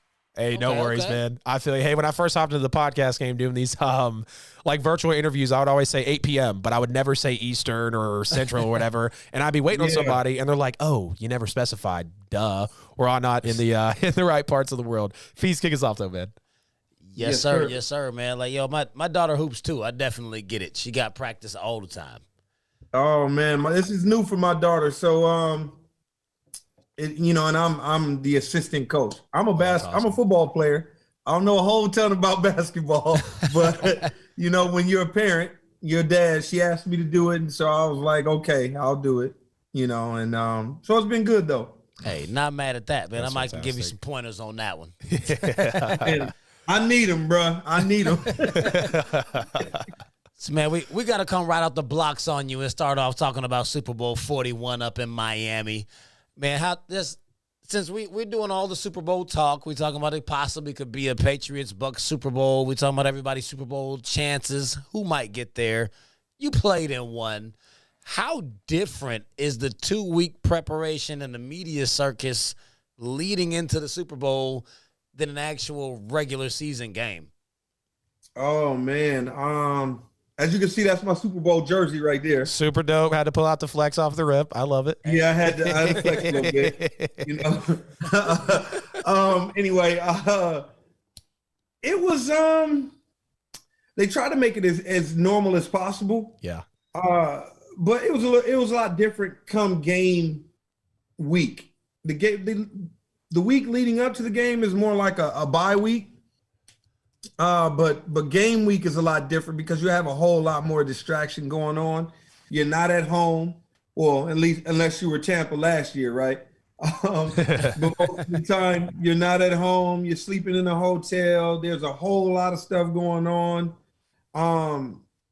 That you got different media obligations and the welcoming parties and all of that stuff. It's kind of like the gift and the curse in that respect. Yeah, I mean, that's gotta make the game just like on a whole different level when you walk into it. Yeah. And I understood what he meant too, and he was like, they try to keep it normal. They don't try to really put any extra sauce around it because, I mean, football's a mental game, and you played multiple positions, so you absolutely know that, having to switch your mindset. But, we've seen so many people. I mean, Sean McVay in the Super Bowl, 3 points. Now, yes, it was against Bill, but it's all mental, so I definitely love that you alluded to that there. Great thing, man, for sure. Oh, yeah, man. It's like, just like Adam was saying, you played multiple positions. Now you were a wide receiver, a corner, kick return specialist. Which one of those positions was your favorite? Oh man, I'm a receiver by nature. I pretty much started playing the game at receiver. But at one point I realized that and I was actually told this, I was when I was a junior at San Jose State. So my first year, I was a JUCO dude. I transferred from a JUCO, got a scholarship to San Jose State. But when I got to San Jose State, I ended up leading the team in receiving in my junior year that year, kind of unexpectedly by the coaches, not unexpected by myself because, but by the coaches, it was unexpected. But at some point during that year, one of the assistants came up to me and he was like, Rashid, you may not be the best receiver on this team, but you're the best football player on this team. That's awesome. And kind of humble. I'm kind of humble. I so I tried not to say whatever. But I know, bro. It's okay. Whatever, mofo. I'm a beast. It's a sideways compliment, ain't it? But it was a compliment to me because I thought about myself at that point, and from that point forward, more as a football player because I was able to do a lot of different things. I played gunner. I was a kick returner, punt return, and kick return. Ended up playing corner the end of my senior year, and then playing corner pretty much at every level after that.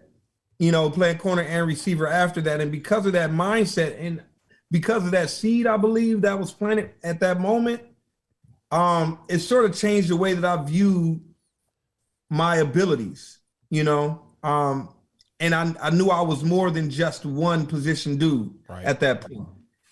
Yeah, man, they had you playing Troy Brown out there. He was Cordero Patterson before Cordero Patterson. You know man, Cordero play running back. That's a different animal. Yeah, you ain't lying there, man. Cordero is about the size of Derrick Henry. So don't let nobody fool you. Cordero's huge, bro. I agree. I remember when I saw him run a kickback against New Orleans, and I was like, that's a big dude who can move. Like, he went 100 yards like it was nothing.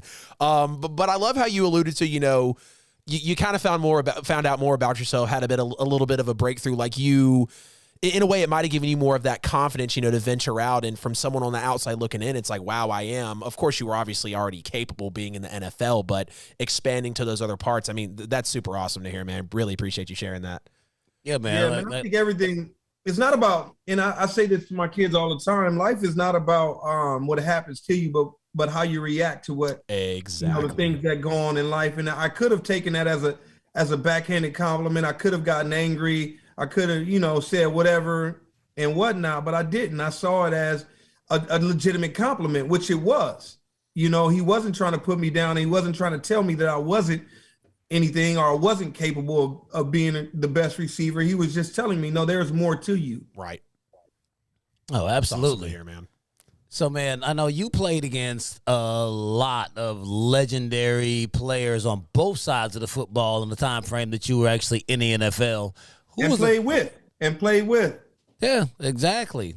Like, so, man, who was the toughest to game plan for and play against?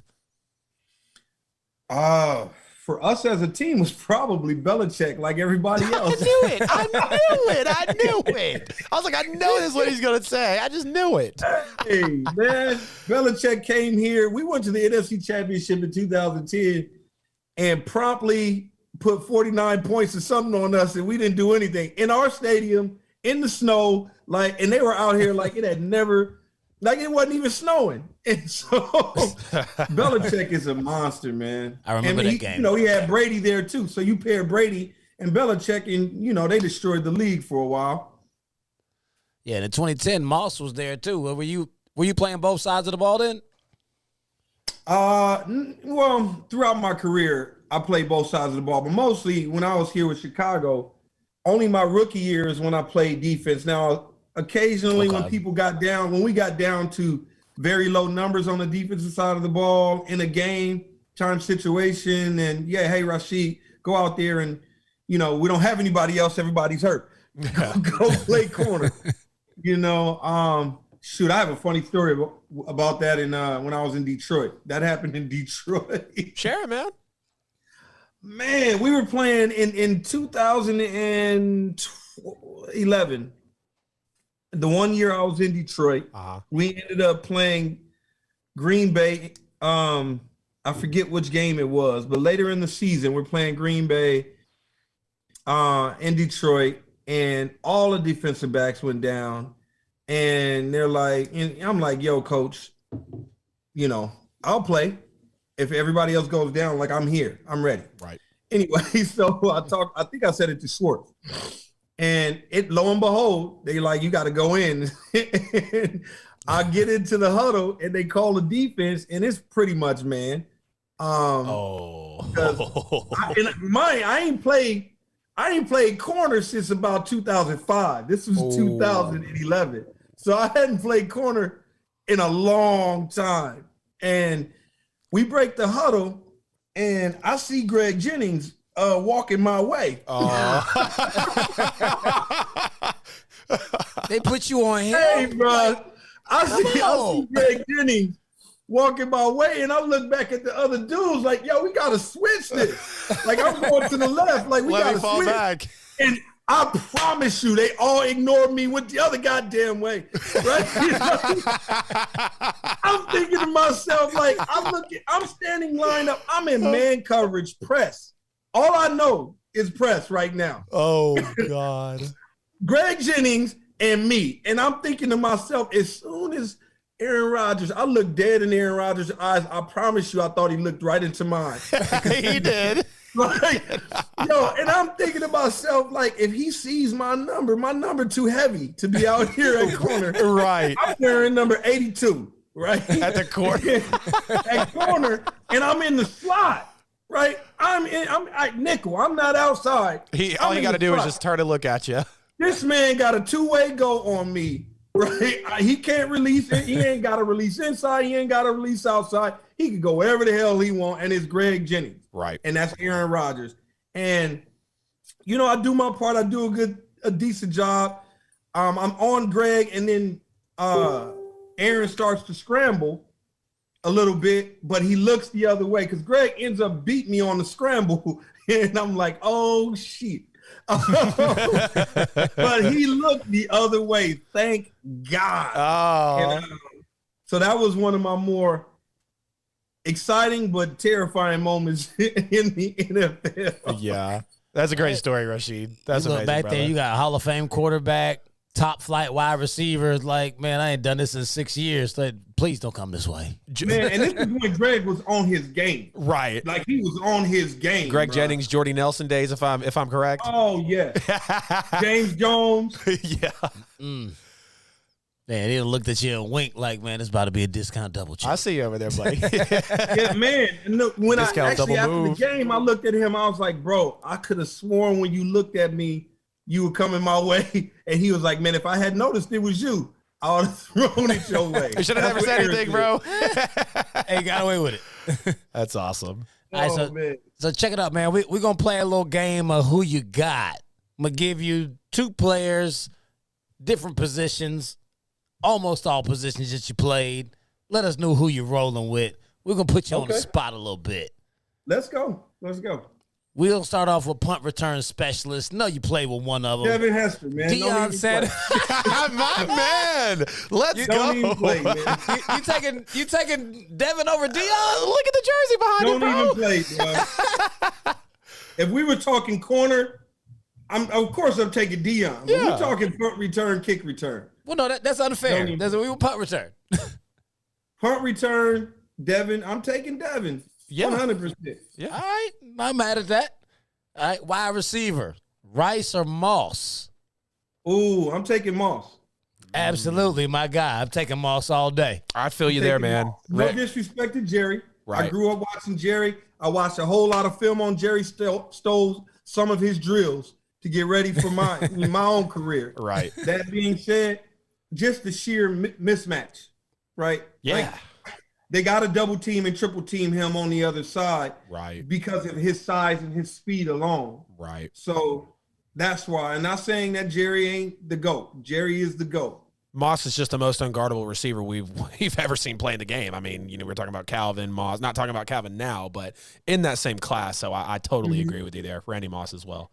Okay, so we'll come with the last of the forgotten about. Well, I won't say forgotten about, but just the last of the older era players. We got quarterback matchup. You played against both of them. Brady or Manning? Which person? Brady or Manning? Brady. Yeah. Yeah, got to Brady's take just- time. Brady's just he's just on another level, obviously. Like, how many Super Bowls has he been to? 10. 100? Right. One more zero won't hurt him. Bro, he's All immortal. Like, yeah, he got caught cheating, and I don't like that part, and that kind of taints him for me, to some degree. But you can't be mad at what that man has been able to. I know how hard it is to win in this league. Yep. It's MVP very favorite at hard to 44. win. And he ain't winning because of the deflating of the ball. You know, yes, he should have gotten in trouble. Yes, they should have gotten fined and lost picks or whatever the hell happens. Yes, I agree with that. But he's still out there making those decisions. Yep. And he's a great teammate, at least from what I've seen and my friends that play with him have said. Like, he's a phenomenal teammate, and what you see, he's a phenomenal leader. He makes you better. I'm not saying that Peyton isn't that as well, but his will to win is just bar none. Ain't nobody better. Oh, yeah. I mean, so you know there's no debate from here. You see what's on the hat. I know. I see it. Yep. By literally skin on teeth. I mean, I'll say this first. I think Brady and Manning are obviously the two smartest players to ever play the game. I think they'll both coach later on in their lives. But I mean, just by so close, Brady over Manning, of course, and especially when it comes to IQ. I mean, what hasn't Brady seen? What hasn't Manning seen? But Brady's got the accolades, and the fact that he, like I said, 44 years old and is the MVP betting favorite right now. I mean, who else is going to do that? We might not see that again. Yeah, you wrong though. They ain't never coaching. They gonna coach their kids. They'll coach their kids. I doubt Peyton never coaches. Really? I doubt he ever coaches. I don't see it either from either side.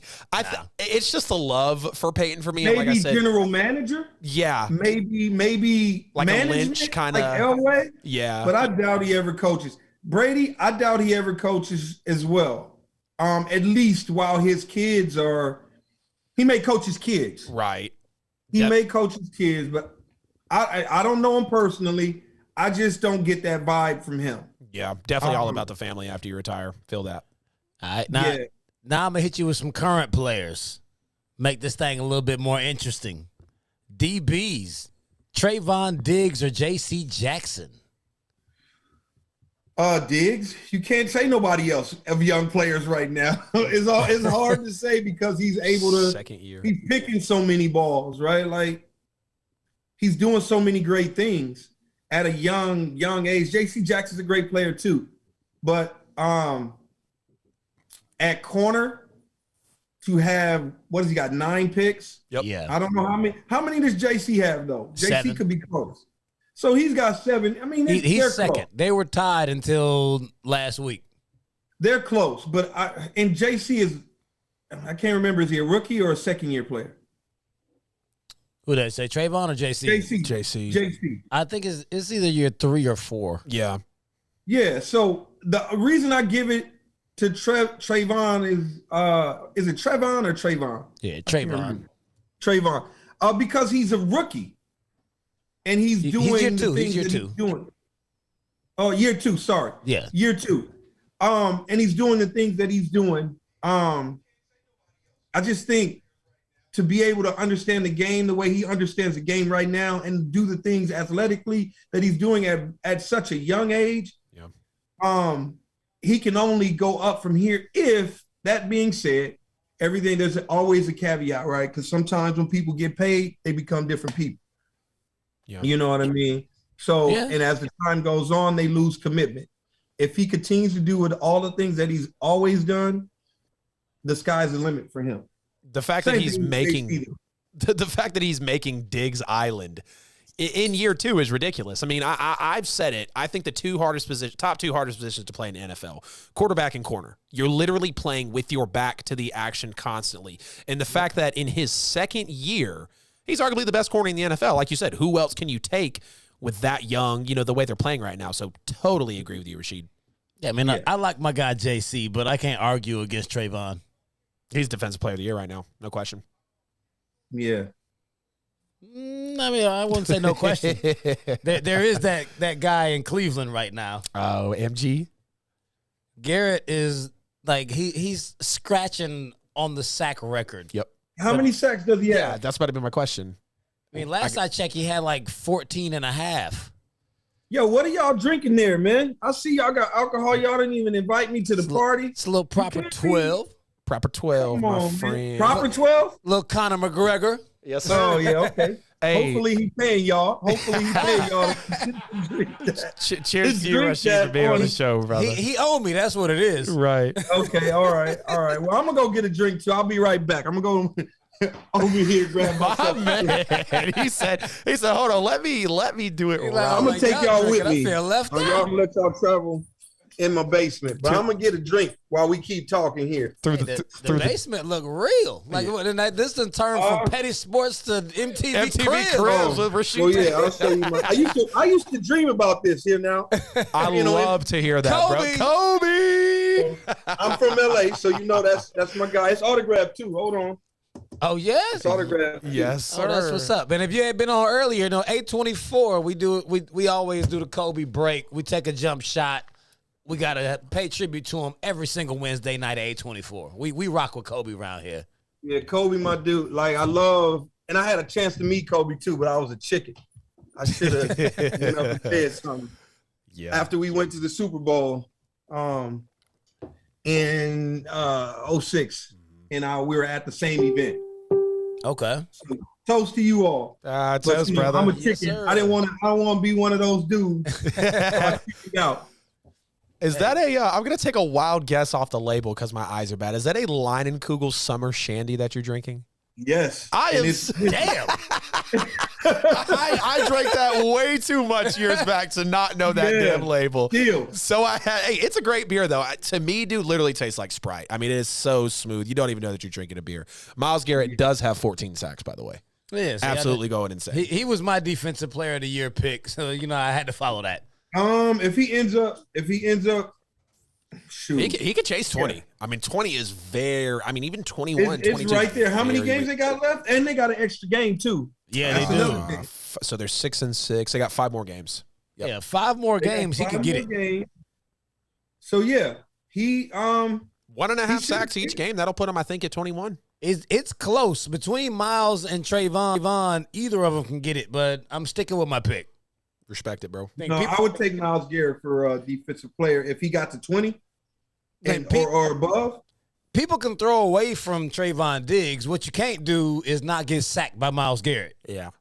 You can try. You're right. It's more likely that Garrett's getting the sack than Diggs is getting a pick. You can look away from Diggs. You can't look away from look away from Garrett. What's up, Rio? Appreciate you joining us, man. Rio in the house. He can't hear us. He's just looking crazy. Yeah, he's over there like getting it together. He's over there looking crazy. So check it out. We're going to run to the next one. I don't even know who I want in this matchup, but I'm going wide receiver right now. Devontae Adams or DeAndre Hopkins? Devontae Adams. Damn, with no hesitation. You got Adams over D-Hop? Without hesitation. Yep. It's not just because of his abilities. He's also attached to a Hall of Fame quarterback. Yep. Not saying that True. Kyler Murray isn't great, and I like Kyler Murray, and I think he's phenomenal. But he ain't Aaron in my Rodgers. opinion, and I love all the receivers that have ever played with Aaron Rodgers.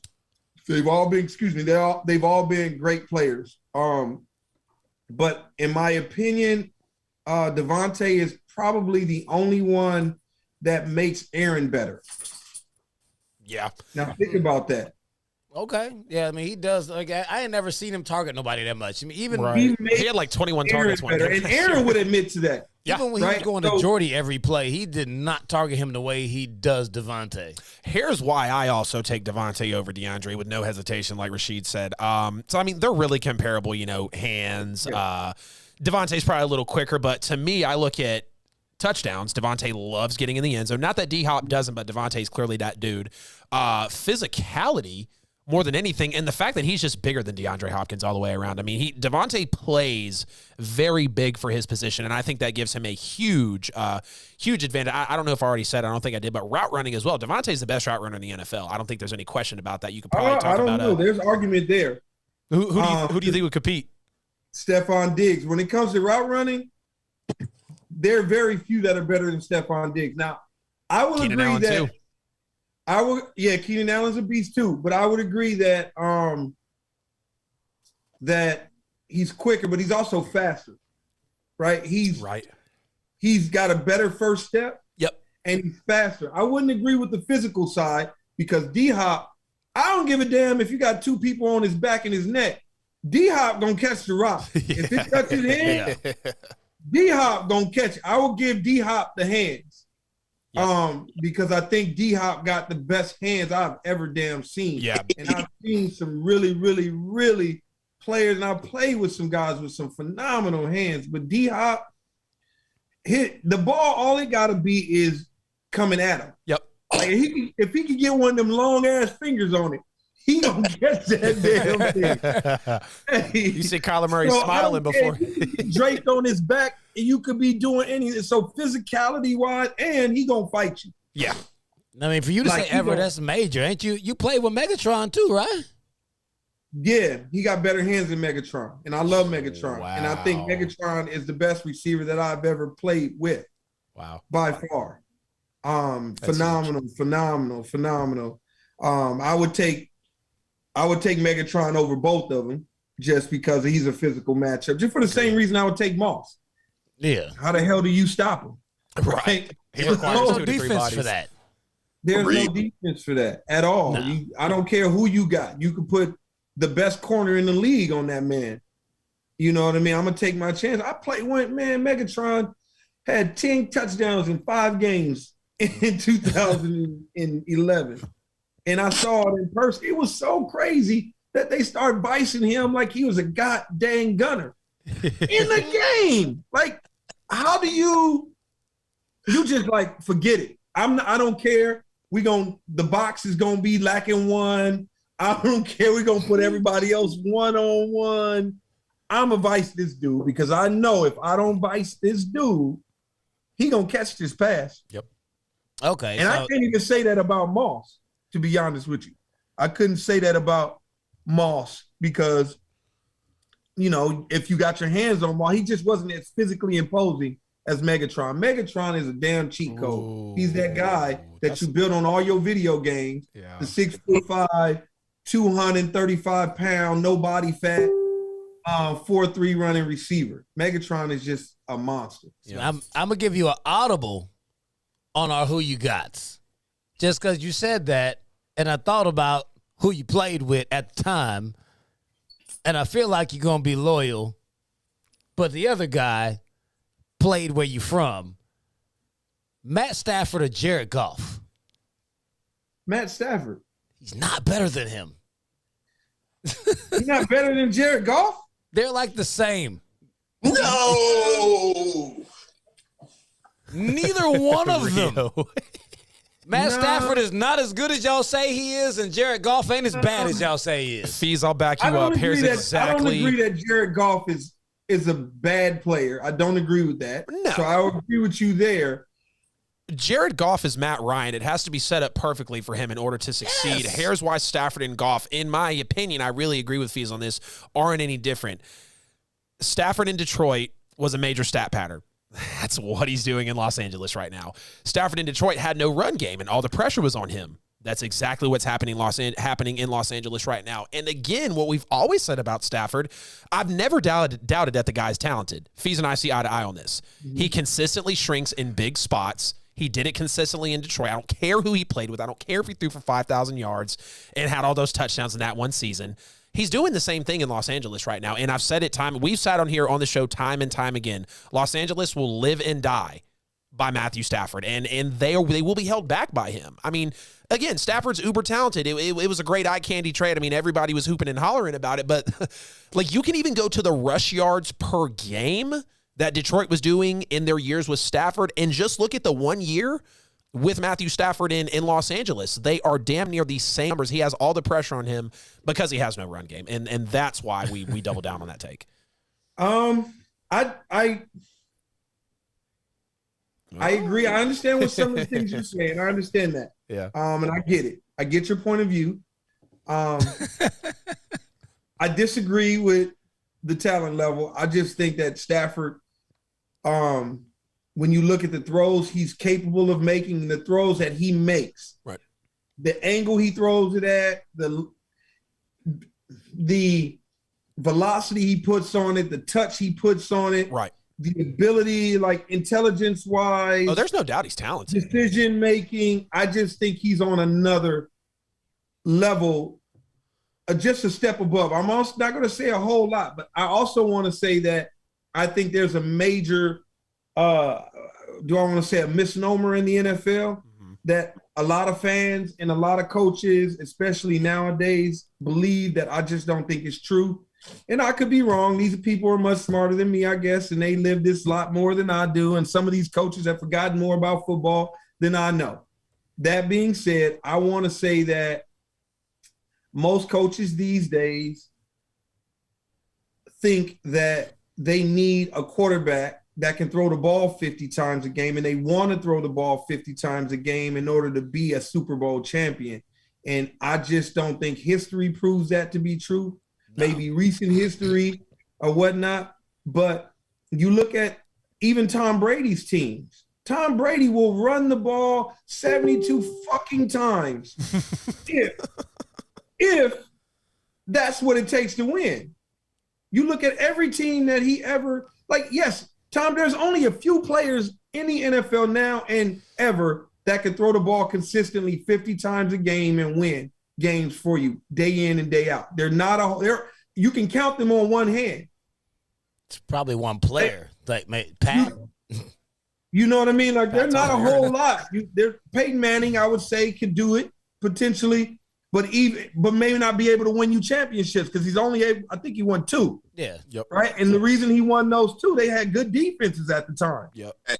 Great defenses. They had in Denver, they had a great defense. I think he threw 13 times or whatever. He threw for like 142 yards and a pick and won. Yeah, and won, right? So there's this idea, this prevailing thought that you got to have a quarterback that can throw the ball 50 times a game consistently to win games. And they put so much pressure on these quarterbacks to do so. But you look at one of the best players ever to play the game, Drew Brees. When did he win the Super Bowl? When he had a run game. Yep. When were they good consistently? When they had a run game. Camaro, who was that? Ingram, Dallas. Bush, Deuce McAllister, right? Yep. Like when they had Reggie a run Bush game. When was Matt Ryan? When was Matt Ryan good? Deuce, Reggie, and what was it, Pierre? When they had, what's the running back in Chicago? Mike, what's his name? You talking about Matt Ryan, right? Yeah. When we had a running game? Yeah. Yeah, when we went to the Super Bowl, that was Devontae Freeman. You got Devontae Freeman. You know what I mean? So you got... And then go all the way back with Matt Ryan when he first got in the league, and we had Michael Turner also. Oh, God. Biggest That's thing I've what ever I mean. seen. You had the Burner Turner from San Diego. He from Chicago up here, North Chicago up here. There you go.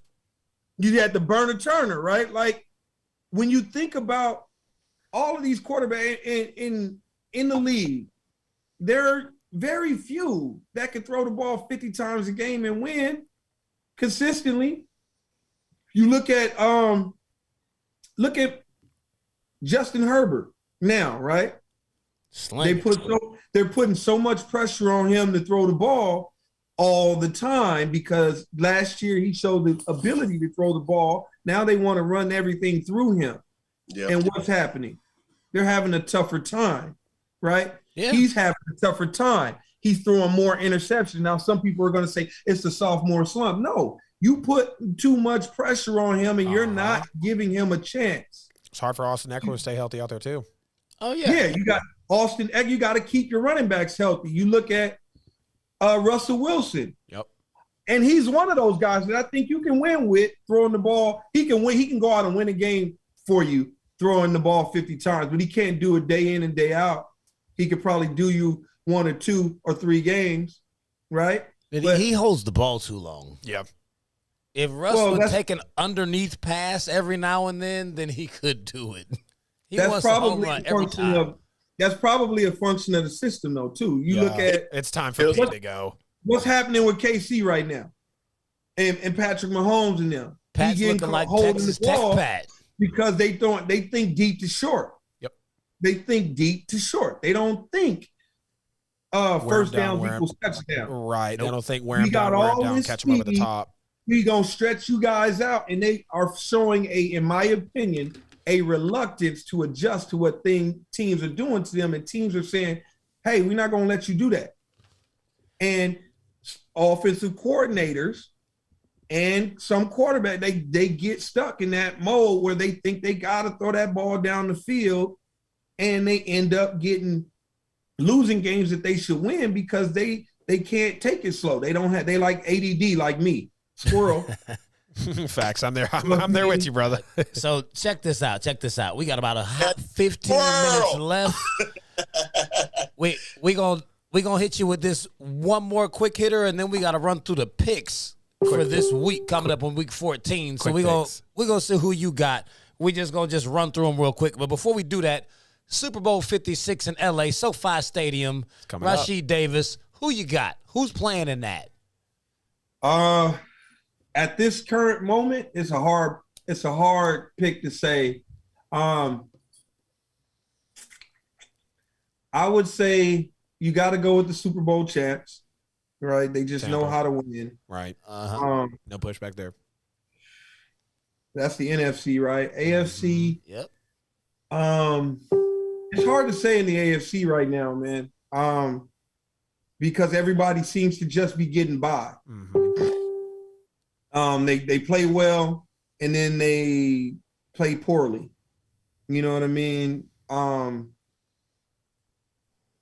There's 3 teams that I would say you can't count Belichick and them out the way that they're playing. And shoot, they threw the ball 3 times and beat Buffalo.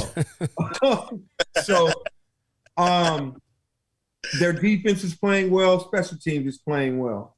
So you got to add them. You got to add Buffalo in the mix. We don't. You can't completely kick out KC either. I say it comes down to KC and New England, really. So I would say out of those 3 teams, I can't pick out of those 3 teams because you don't know what team is going to show up. Yeah, we can eliminate Buffalo. That's easy. You can try, but Josh Allen is a monster, and if they decide to do different and not throw the ball 52 times a game, and they run the ball more consistently and whatnot, then if they pull a Belichick, and start to play ball control offense, then I think they could beat Belichick. They don't have a run game, and they can't stop the run. They do have a run game. Buffalo? Yeah, him. Josh Allen. Josh Allen. Yeah, but Josh Allen has way too much pressure on him, man. Like, you can't have Josh Allen accounting for 90% of your offense. Yes, you can. But also, and expect him to, one, I know health hasn't been a problem, but to stay healthy later on down the road because they have to go seek a running game at later point this year. And I said it before you got on. Buffalo, the reason I'm out on Buffalo is they are too late in the season to make a chemistry change, to make an acquisition, to make a move to where, we're going to solve our run game. Because we saw it with Pittsburgh last year. If you cannot run the football in December or January, you're done. Like, Buffalo's not physical. That they can run push them around. They can run the ball. They just have to commit to doing so. They just haven't. I can kind of agree with that. They might feel a little afraid because they know between Breida and Moss, it's a little skeptical. I don't think they have the ability to run it. They have the ability to run it with him, just as the way that Baltimore runs their system. They have the ability to run the same system or a similar way with Josh Allen, with more read options and whatnot, because he can run the ball and he knows how to get down and get out of the way. He's tough enough. He's big enough. He's strong enough. Plus, he is capable of throwing the ball. He's shown that. He's capable of winning a game, throwing the ball 34, 50 times a game. Well, unless they get a new offensive coordinator tomorrow, that's not going to happen. So that's the problem. That's the same thing with KC. KC, unless KC decides they want to run, play the game, play small ball. I'll say that. So it pretty much sounds like we all agree New England and the Bucs are going to the Super Bowl. No. As much as I hate to say it, I can't logistically and with common sense pick anybody else right now. I can't. I know they have a rookie quarterback. I absolutely know that. This might be one of the few years that we see a rookie quarterback go to the Super Bowl. Doesn't mean they're going to win. I think the Bucs will still win. It'll be close, but didn't Ben win as a rookie? No, it was second year. Yeah, second year. I think Brady was third. Second year as a starter, Brady was third year. Second year overall? First year as a starter, second year overall. Oh, okay. There you go. Ooh, yeah. Oh, man. The comparison. Did Brady win as a rookie? His first year as a starter. Yeah. His 2000 was his rookie year. And he got hurt, right, to where he couldn't play, I believe. Did he get hurt? To where it delayed him? Bledsoe. What's the name? Bledsoe, yeah. What's his name got hurt? Bledsoe got hurt in week 2 against the Jets. Yep. And then he came in and they had a great season though. Yep. Yeah. They didn't win it that year? Yeah, they did. No. They did? Yes, they did. Oh, okay. That was Brady's first in his rookie year, right? That was his first year as a starter, but he wasn't a rookie. He wasn't a rookie. Okay. No, all right. He got drafted in 2000 and didn't play at all. That's kind of like Mahomes winning the MVP, second to do 50 touchdowns, 5,000 yards. That was his first year as a full 16 game starter. So kind of, kind of like that rookie starter in a way, but not a rookie to the league. So yeah, that makes sense. No rookie has actually won one as a true rookie. Right. I mean, I gotta say, I had Bucks Bills beginning of the year. I think it's Bucks Patriots right now. I just can't. I can't pick anybody else confidently in the AFC. I got to pick somebody. I'm out on Buffalo. I'm not banking on Kansas City totally. It would be one of those two, though. Yeah, Pat's going back to the Super Bowl. Really we gonna forget about Arizona Cardinals? Yeah. We ain't picking them. I don't trust Kyler and Kingsbury when it gets thick in the postseason. I know they've lit it up in the regular season, but I don't trust Kyler and Kingsbury in the postseason. Not yet. It's more their defense that I don't trust. It's more their defense that I don't trust. Really? They seem pretty good though. See. I'm not saying that they're not. I just don't know yet. Yeah. All right, so we got yet. It's still 5 more games to go. So we got a bunch of games. That's the reason you can't really pick because injuries come up. We got a hot 9 minutes, fellas. So check it out. We got a bunch of games. No, you got to brother. run through them right quick. Tomorrow night, we got Pittsburgh at Minnesota. Minnesota is favored by 3 points. Who you like? Minnesota. Pittsburgh is terrible right now. I got Minnesota as well. They won't cover the spread, though. I'm taking Pittsburgh in this game because Kirk Cousins sucks on prime time. This is not a 1 o'clock game. At Minnesota, right? It's at Minnesota, but there's no Thielen, no Dalvin Cook. Minnesota's Kirk favorite Cousins is they're trash at home. in prime time. I'm taking Pittsburgh. Justin Jefferson is a monster. I'm taking Pittsburgh too. I'm taking Pittsburgh. We're split. All right, Fees, on to the next game. Baltimore, Cleveland. Cleveland's favored by 2.5 at Cleveland. Who? At Cleveland? Yep. I'll take Cleveland. I agree. I'm taking Cleveland in this game because Baltimore's too inconsistent. They played 1.5 quarters per game. That's not going to be enough. Cleveland's defense is too good. Highly agree. Cleveland wins. They don't cover the spread, though. I think this will be really close in the division, just like it was a couple weeks ago. Hey, I got goddamn Baltimore. Somebody got to be wrong. Somebody got to pick them. Right. Somebody got to take them. Jacksonville at Tennessee. Tennessee is favored by 9.5. Ridiculous. Tennessee. Yeah, that might be one of the easiest bets of the weekend. That's a wash. I'm pretty sure we're all taking Tennessee. Yeah, Tennessee to cover the spread easily at home. Best offensive line in the league. It's going to be ugly. I mean, you could get surprised, but I take Tennessee. Yep. Me too. Tennessee. But they're not Buffalo. They won't lose to Jacksonville. Damn. Yeah, they'll just lose to the Jets and Texans. It's Sunday, baby. Right. Hey, for real. Any given Sunday for any given damn team this NFL season, man. That's been the motto. We got Raiders at Chiefs. Chiefs favored by 9.5. I take the Chiefs. I wouldn't bet on the spread. Facts. Right there with the machine. Agreed. I'm not taking that spread. The Chiefs ain't beating nobody like that. Nah. Well, I wouldn't bet on the spread because it's a rivalry game. In rivalry games, teams that play each other 2 times a year in conference, like it's different. Right. Yeah, I'll take Kansas City as well. They don't cover the spread, though. Right there with you. This one's interesting. We got the Saints at the Jets. Jets favored by 5.5. Or no, my bad. New Orleans is favored by 5.5. Watch your damn mouth, Fees. I'm about to say. I was about to say, I'm taking that bet. The Saints are bad, but damn. I'm going to make that bet tonight. Saints by 5.5 at the Jets. Who you like? I ain't never betting on the Jets. Forget that, bro. Yeah. Never. I wipe my hands with that one. I take New Orleans. Never betting on the Jets. Man, the Jets have won a couple of games that they had no business winning. There's no rhyme or reason to it or any way to explain it. I think the way New Orleans is reeling right now, I'm going to take the Jets to win this game at home. Disrespectful. Put some money on it then. Lily. Hey, when I bet, I win. That's if true. I bet, that means the Jets are winning. I got New Orleans. They get Kamara back. He returned to practice today, so he's looking promisable to start. They won't cover the spread, though, 5.5. It'll probably be really ugly. It just won't be a good one. But the Saints have lost, 5 in a row? So they got to get something on. I mean, wait, what's the weather like? That's a good question. What's the weather going to be? Let's see. It's going to be nasty. It's cold up there. Right now in New York, it is 35 degrees. See, that's good. That's good. You know, I hate the motherfucking Saints. I hope the Jets beat their ass. The high is 47. Picking them, or you just saying you hope? I don't care. I'm biased. Yeah, I'm biased. I don't care.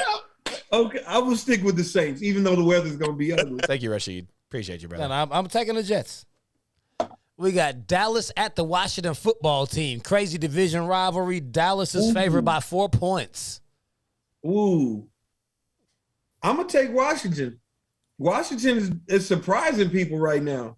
Like they're what are their last 5 games they won?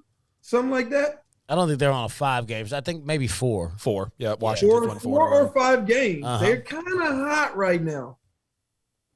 That defense holding up. Yes. They are, but I'm still going to take the Dallas Cowboys. They usually win in this rivalry. It's a crazy rivalry. It's always tight. Doesn't matter how good either team is.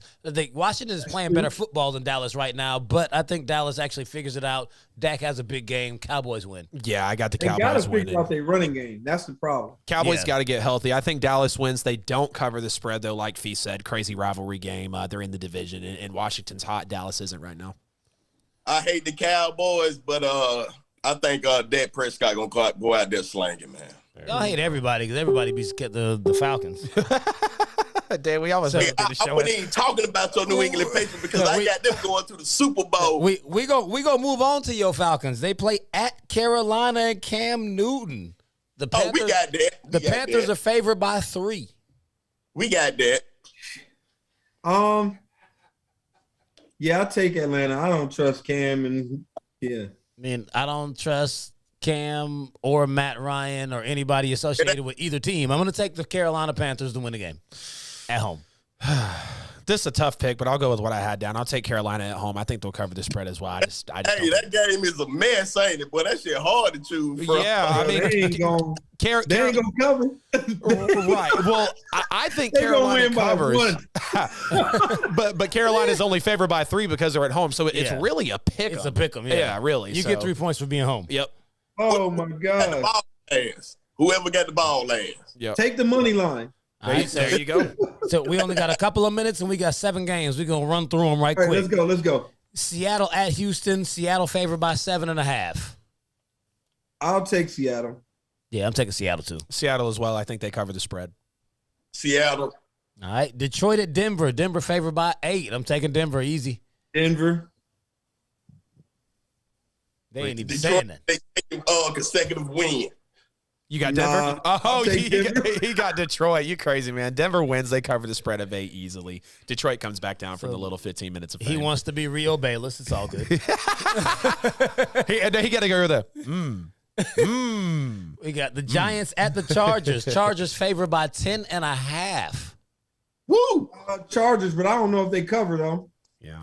I think the Chargers will cover because the Giants are that trash. Yeah. I got Chargers covering. It's one of the easier bets of the weekend.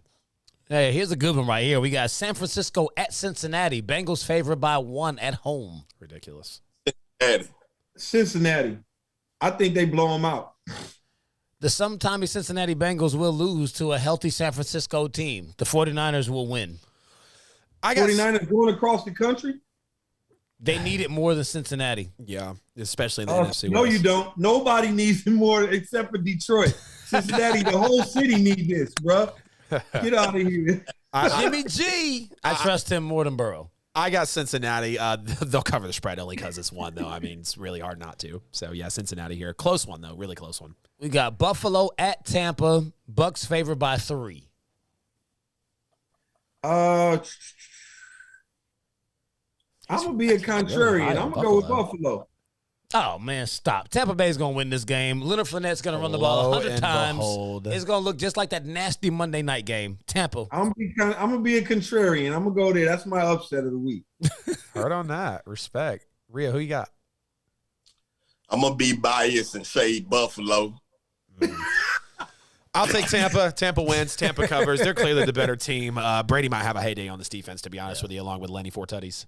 Yeah, we'll get this one in unison. Chicago at Green Bay. Green Bay by 12.5. Green Bay covers. Green Bay. Boom. No. I can't go. No. I'm never going for Green Bay. I mean, they went to the Super Bowl. You ain't got to pick Chicago. Come on, bro. Chicago. Man, stop. Justin Fields outplays, or maybe Andy Dalton outplays fib foot, COVID toe Aaron Rodgers. No, COVID toe and them are going to make a bunch of mistakes. Last game on the way out the door, actually the biggest game of the week, Rams at Cardinals. Cardinals favored by 3. I'm taking the Rams for the upset. Ooh, that is very shocking, please. Cardinals. Kyler back for the second week, and he's back on target right now. Cardinals taking that all the way, baby. Cardinals. They overdue for a loss. Cardinals 100%. I think they win. They cover the spread. I mean, Matt Stafford shrunk in the last game. What's going to be different here? And they're going on the road? Yeah. Cardinals got this one, man.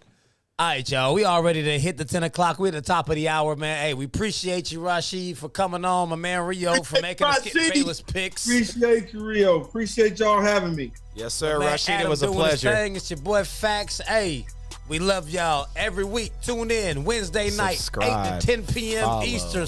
Subscribe, like, follow, share it. Every platform. It's petty. Sports. Deuces.